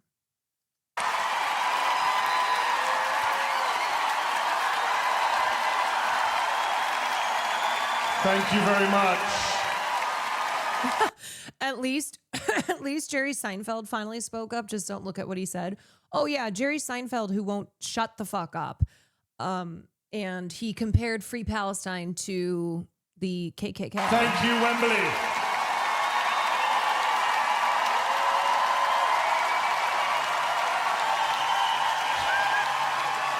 Ladies and gentlemen, brothers and sisters, friends, for the past 23 months, we have been lied to, manipulated, misled, gaslit, and not just by Israel, but by our own mainstream media. When it comes to the genocide in Gaza, Western journalism has spectacularly failed us. And so it infuriates me when people say Israel needs to allow journalists into Gaza. Yes, Israel does. But Western media must stop acting as if there aren't any journalists in Gaza. Apparently, Brian Eno wrote that, in an article he penned in The Guardian ahead of the event, he said that they had been working for a year to make this event happen, a full year, because finding a venue proved challenging. The mere mention of the word Palestine was a near certain precursor to refusal. But at some point in the past few months, something changed. Wembley signed a contract, YouTube finally consented to streaming the event, and most importantly, artists agreed to appear. And that is, of course, indicative of just how unbelievably evil Israel's actions have been. That even, here's the thing, okay? Charlie Kirk was not about to become anti-Israel. And a lot of what Candace Owens is saying right now is really deranged and also doing like Jewish conspiracy theory, anti-Semitism type shit. Charlie Kirk was a pro-Israel right-wing influencer. However, what has happened is because Israel has just been so like over the top evil, and because a lot of the public are really angry at Israel, pro-Israel supporters have had to tone it down a little bit, like just a little bit, where they'll throw in a little criticism for Netanyahu. They might mention humanitarian aid. Of course, they are still very pro-Israel and have spent the last 2 years mocking dead Palestinians. But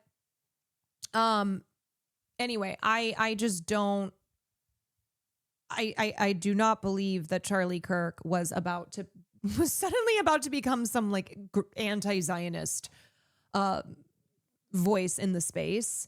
But I do think it's telling here that, of course, in the last couple months, YouTube consented, Wembley signed a contract, artists agreed to appear, because it has reached that point where now it's the scrambling to go, whoa, like I was not for this.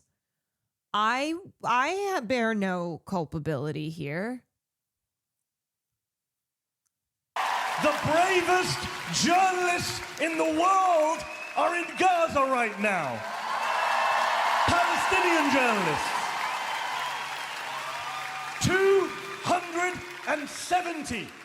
That's how many Palestinian journalists Israel has killed in Gaza. More than were killed in the First World War, the Second World War, the Korean War, the Vietnam War, the Iraq War combined. 270 Palestinian journalists killed on the streets, in their homes, with their families. Killed not in spite of the fact that they were wearing a vest marked press, but because they were wearing a vest marked press.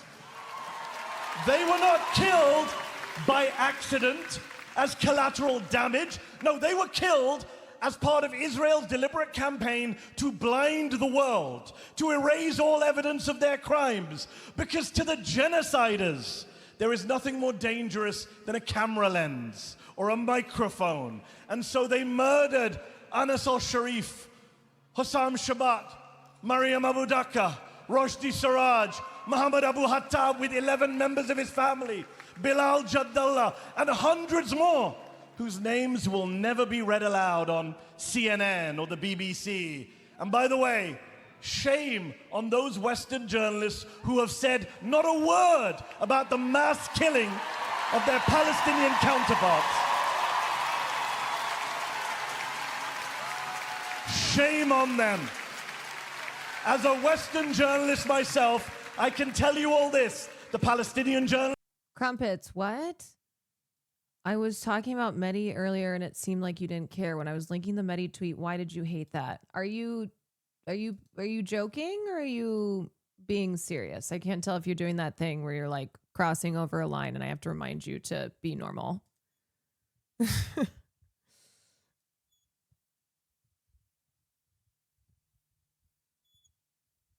I don't know if you're trolling. I don't know if you're trolling or if it's one of those where you'll go, I'm sorry.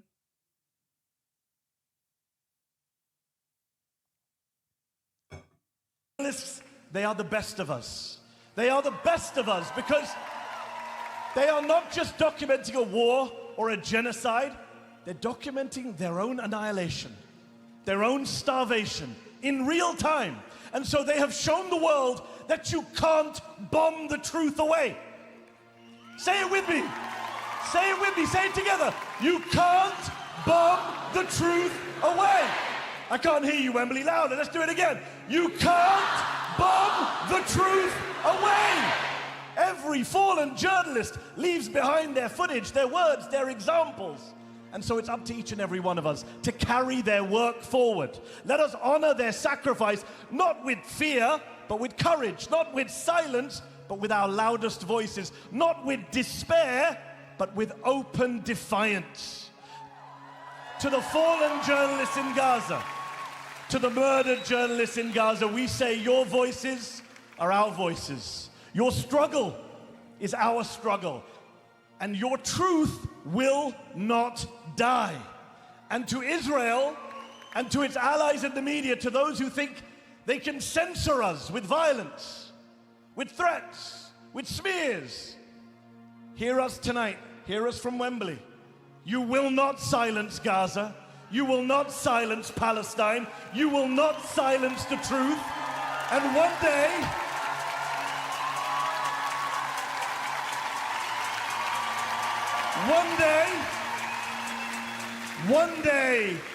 day soon, Palestine will be free. Did you like this video? Did you like this video? I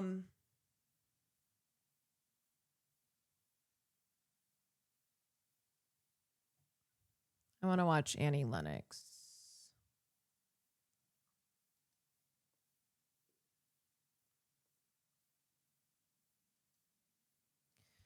I'm just gonna say as a reminder, this goes for everybody in chat. First of all, you guys get away with spamming a lot more in this chat than they do in other chats. Mods are pretty lenient, but please recognize that, like, when I'm talking about something, I'm not always gonna just switch gears, and spamming can be obnoxious. Also, don't take it personally if I don't click on your link. There are 2,600 people in here. Earlier, there were over 3,000. So if you're taking it personally, if I don't click your link, you need to log off. Okay. It's not personal. But that's really unfair to me. That gets into parasocial territory. You need to log off if you're feeling upset by that. Okay. And sometimes you guys will link things that I've already looked at. I'm sorry, you're right. I enjoy the stream always. I know. I just need to do a reminder here and there. I need to do my reminder, but it causes me stress, and it's really unfair to me, and it's also not fair to other people in chat as well. So just need to remind you all that there are rules, that there are lots of other people in here. So it's okay. I promise Caroline sees more than you think. Yes. And like, trust that I know that people come in here and they, like, I've done this before in other people's streams where I'm like, have you seen this? Have you seen this? If I've seen it, like, I'm not gonna click on the link again. I'm not gonna cover it again. And I get that, people come in here at different points, but that's when, like, it can be annoying if you're spamming over and over again. If it's something mods know that I need to see, the mods are smart. They know if it's something that, like, I would want to look at. So they'll make sure, or if it's something really important, they'll make sure to ping me,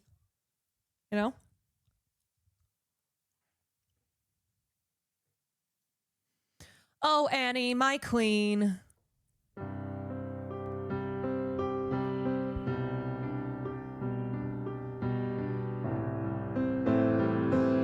Not spamming, but curious if you've seen Taylor's new video. Is the one on robots? How many times do I have to try to tell you that I'm sorry for the things I've done?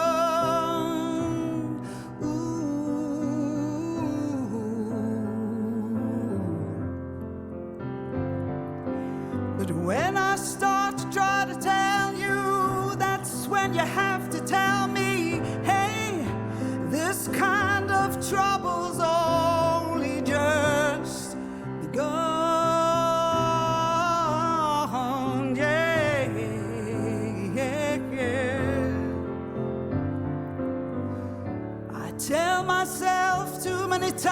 why don't you ever learn to keep your big mouth shut? That's why it hurts so bad to hear the words that keep on falling from God, your mouth. she's still so good. Falling from your That voice. mouth. Falling from your mouth. Tell me why.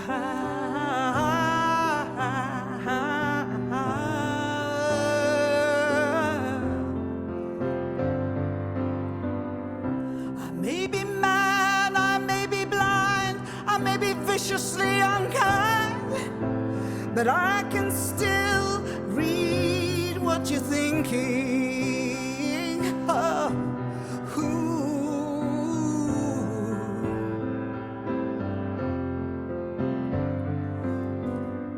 And I've heard it said too many times that you'll be better off. I know, beside. her voice still hits. Why can't you see this boat is sinking? This boat is sinking.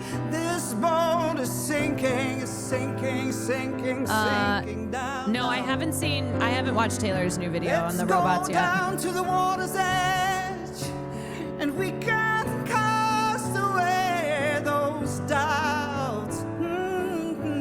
Some things are better left unsaid, but they still turn me inside out. Turn it inside out. Turn it inside out. Tell me why.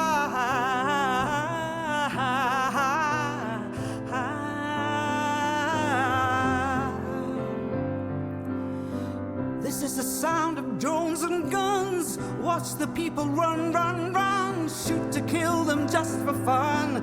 Bodies falling one by one. Step back while they blow the fuse. Those who win and those who lose. Those who conquer and abuse. It's just a game. Everything that we have seen captured on your iPhone screen can't conceal the howling screams. Oblivion, oblivion reigns. Oblivion reigns. Tell me why.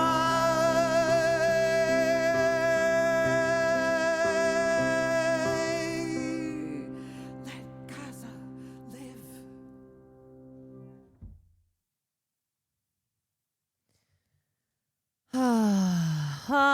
Anyway, that was the Gaza, the Together for Palestine charity concert that was put on today. That was planned for a full year. Dozens of musicians, actors, activists, and speakers took to the stage at London's biggest stadium on Wednesday. The event, Together for Palestine, brought a star-studded lineup to Wembley Arena, included performances from Bastille, James Blake, Paloma Faith, Jamie XX, and Pink Panthers, as well as Palestinian artists such as Sama Abdullati, Saint Levant, and Eliana.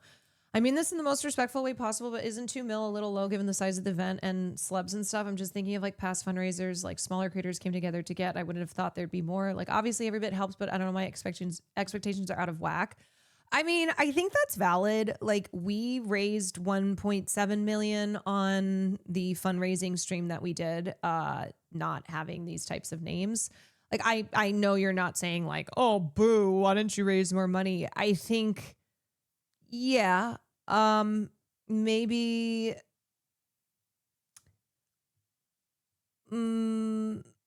I don't know. Is that 10% mark? Well, I don't know if it ended then, but like at 10 p.m. it was announced the show had raised $2 million.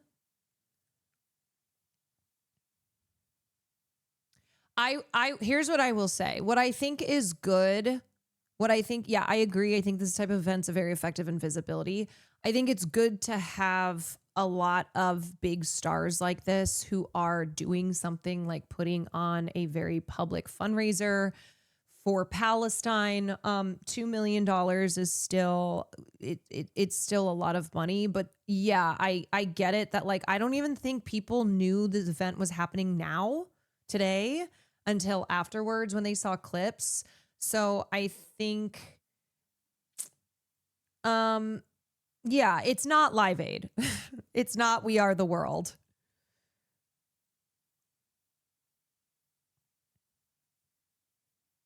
But yeah, maybe it was less of the focus being on the amount of money raised and more on awareness.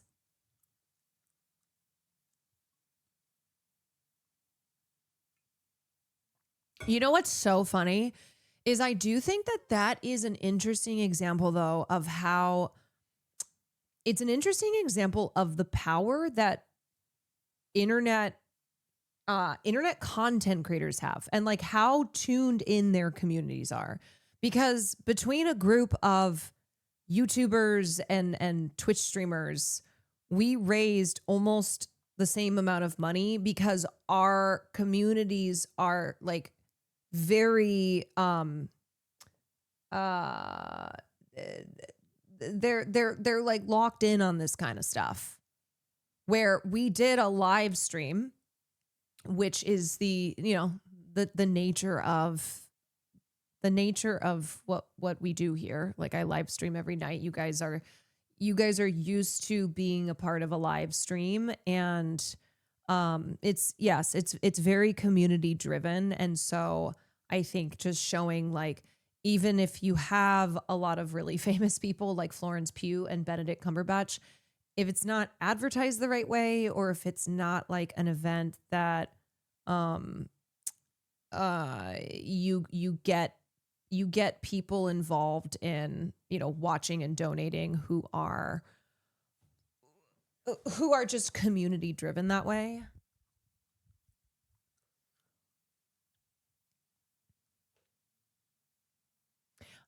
You can still donate as well. You can still donate on their website, and the money goes to, so they had a couple groups that they were fundraising for.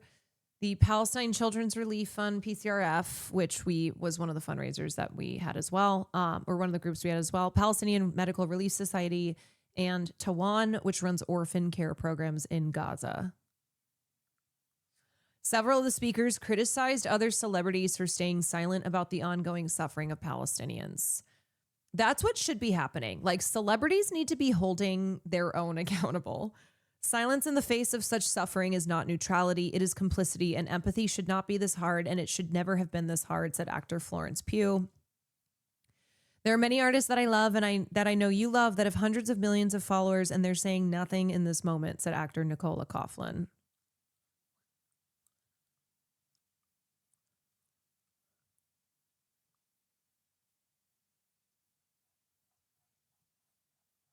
It's because Twitch viewers are filthy rich. I know you all are secret billionaires. Less expenses too. Yeah. Do you know if there's going to be another thing like Creators for Palestine again? I have not heard of like the next fundraising event. Obviously, if there is something, I'll be a part of it. I think the Creators for Palestine had a great build up. Everyone posted about it for months. I think it was helpful for visibility. Yes, there was definitely a lot of like a lot of helpful, a lot of good marketing around that event. And also it's people who individually like got their communities involved.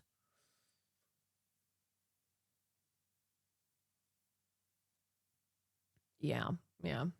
Here's their website, Together for Palestine.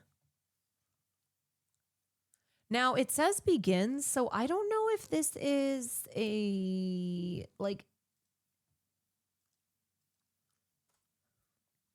is this a multi-day thing? It's not working. Hold on.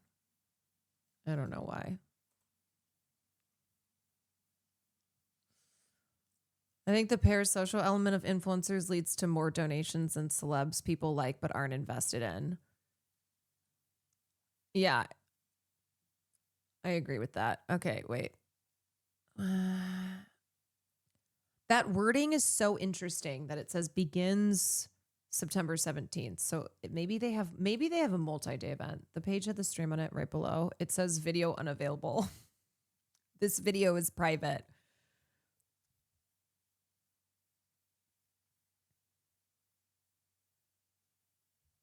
Yeah, maybe they have something else planned, but Nicole's a gangster. She's awesome.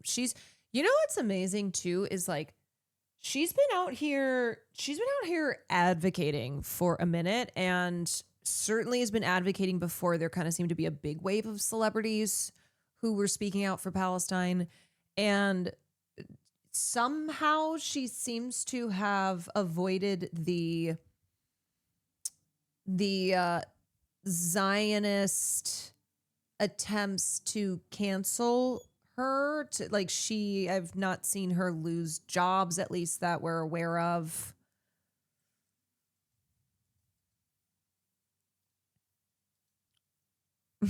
Don't jinx it. Yeah, that's true. Okay. All right. Should we do something fun to end stream since it's been a bit of a doozy? I already talked for 4 hours. Usually, oh shit. Wait.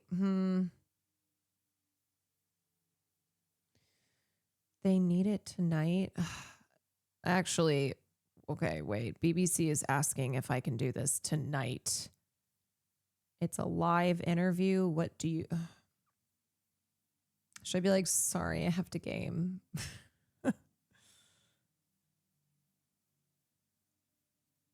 So sorry. But I promised that I would game.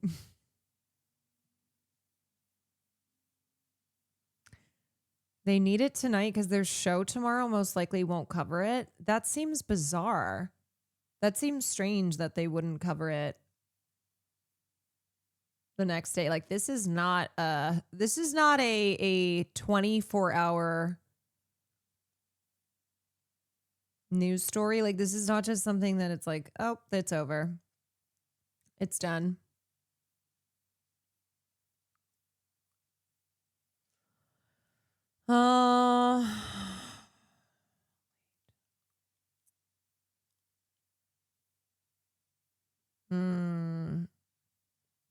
It's almost 9 a.m. there. Damn.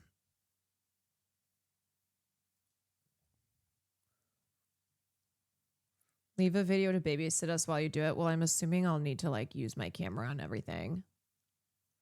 I want it within the next half hour.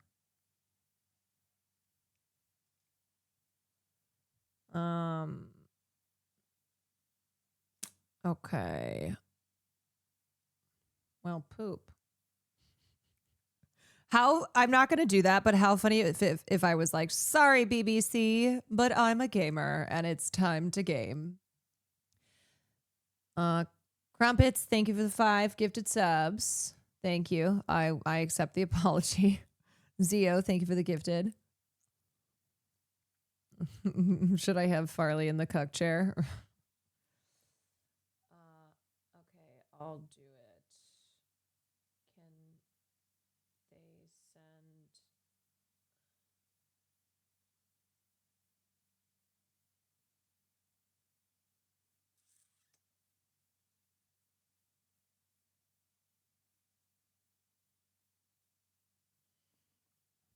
All right. I gotta free the Jimmies. Can they send any questions? They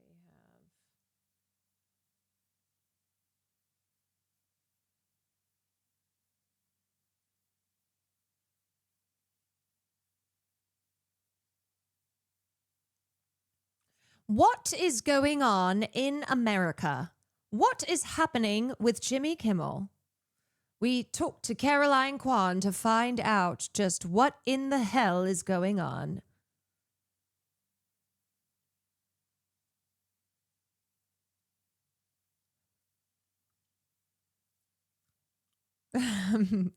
Sorry, BBC. I can't give you my thoughts because I've got to play a video game. All right. Use that. Wait, should I use a British accent? Should be like, hello, my name is Caroline Kwan, and I am here to defend the Jimmies. I am here because I am the biggest Jimmy Kimmel fan in the world. And what is happening is simply outrageous. Savas, thank you for the 21 months. Hogan, thank you for the gifted sub. All right, y'all. I'll just do a full-on transatlantic accent. Oh, you want to talk about Jimmy Kimmel? Well, you've come to the right person. You have come to the right person indeed. Do the interview as Fallon. Yes, my name is Anti-Fallon. I've heard they're looking for me. Well, Mr. Trump, here I am, you old bag. I heard you were looking for me, you old fool. Yeah, okay, so you can blame BBC for there being no gaming tonight because I'm going to go do this interview because I have to go defend Jimmy Kimmel's honor with my life, okay? So sorry. Of course, right when I was like, let's do something fun. Let's do something great. Tomorrow, is Rust starting tomorrow? Do we know? Will we ever get more peak or is it dead? We'll get peak. Yeah. We'll get another peak night. Rust is starting. Wait, it starts Saturday now? I thought it was tomorrow. It's the, oh, they must have moved it. For you, thanks for being here. No, thank you.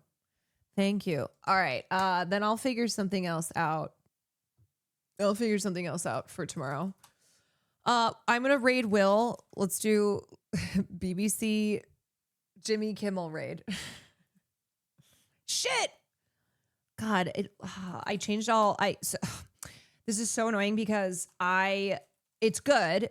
I locked down all my shit last night. Nico spent an hour and a half with me just like walking me through security stuff, but it means I like am logged out of things. So every time I try to type in the chat in OBS, it's like, you need to log in. I'm like, you know what? I don't think so. The raid is BBC. Oh no, he's going to think that's something else.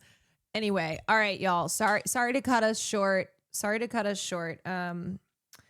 But I will see you guys tomorrow. Wish me luck. I cannot believe that this is my first BBC interview, and I'm talking about the guy.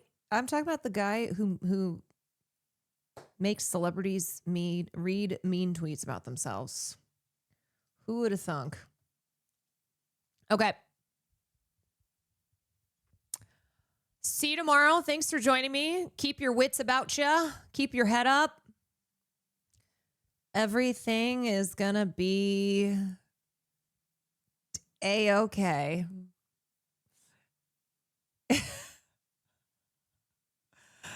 And if not, at least we have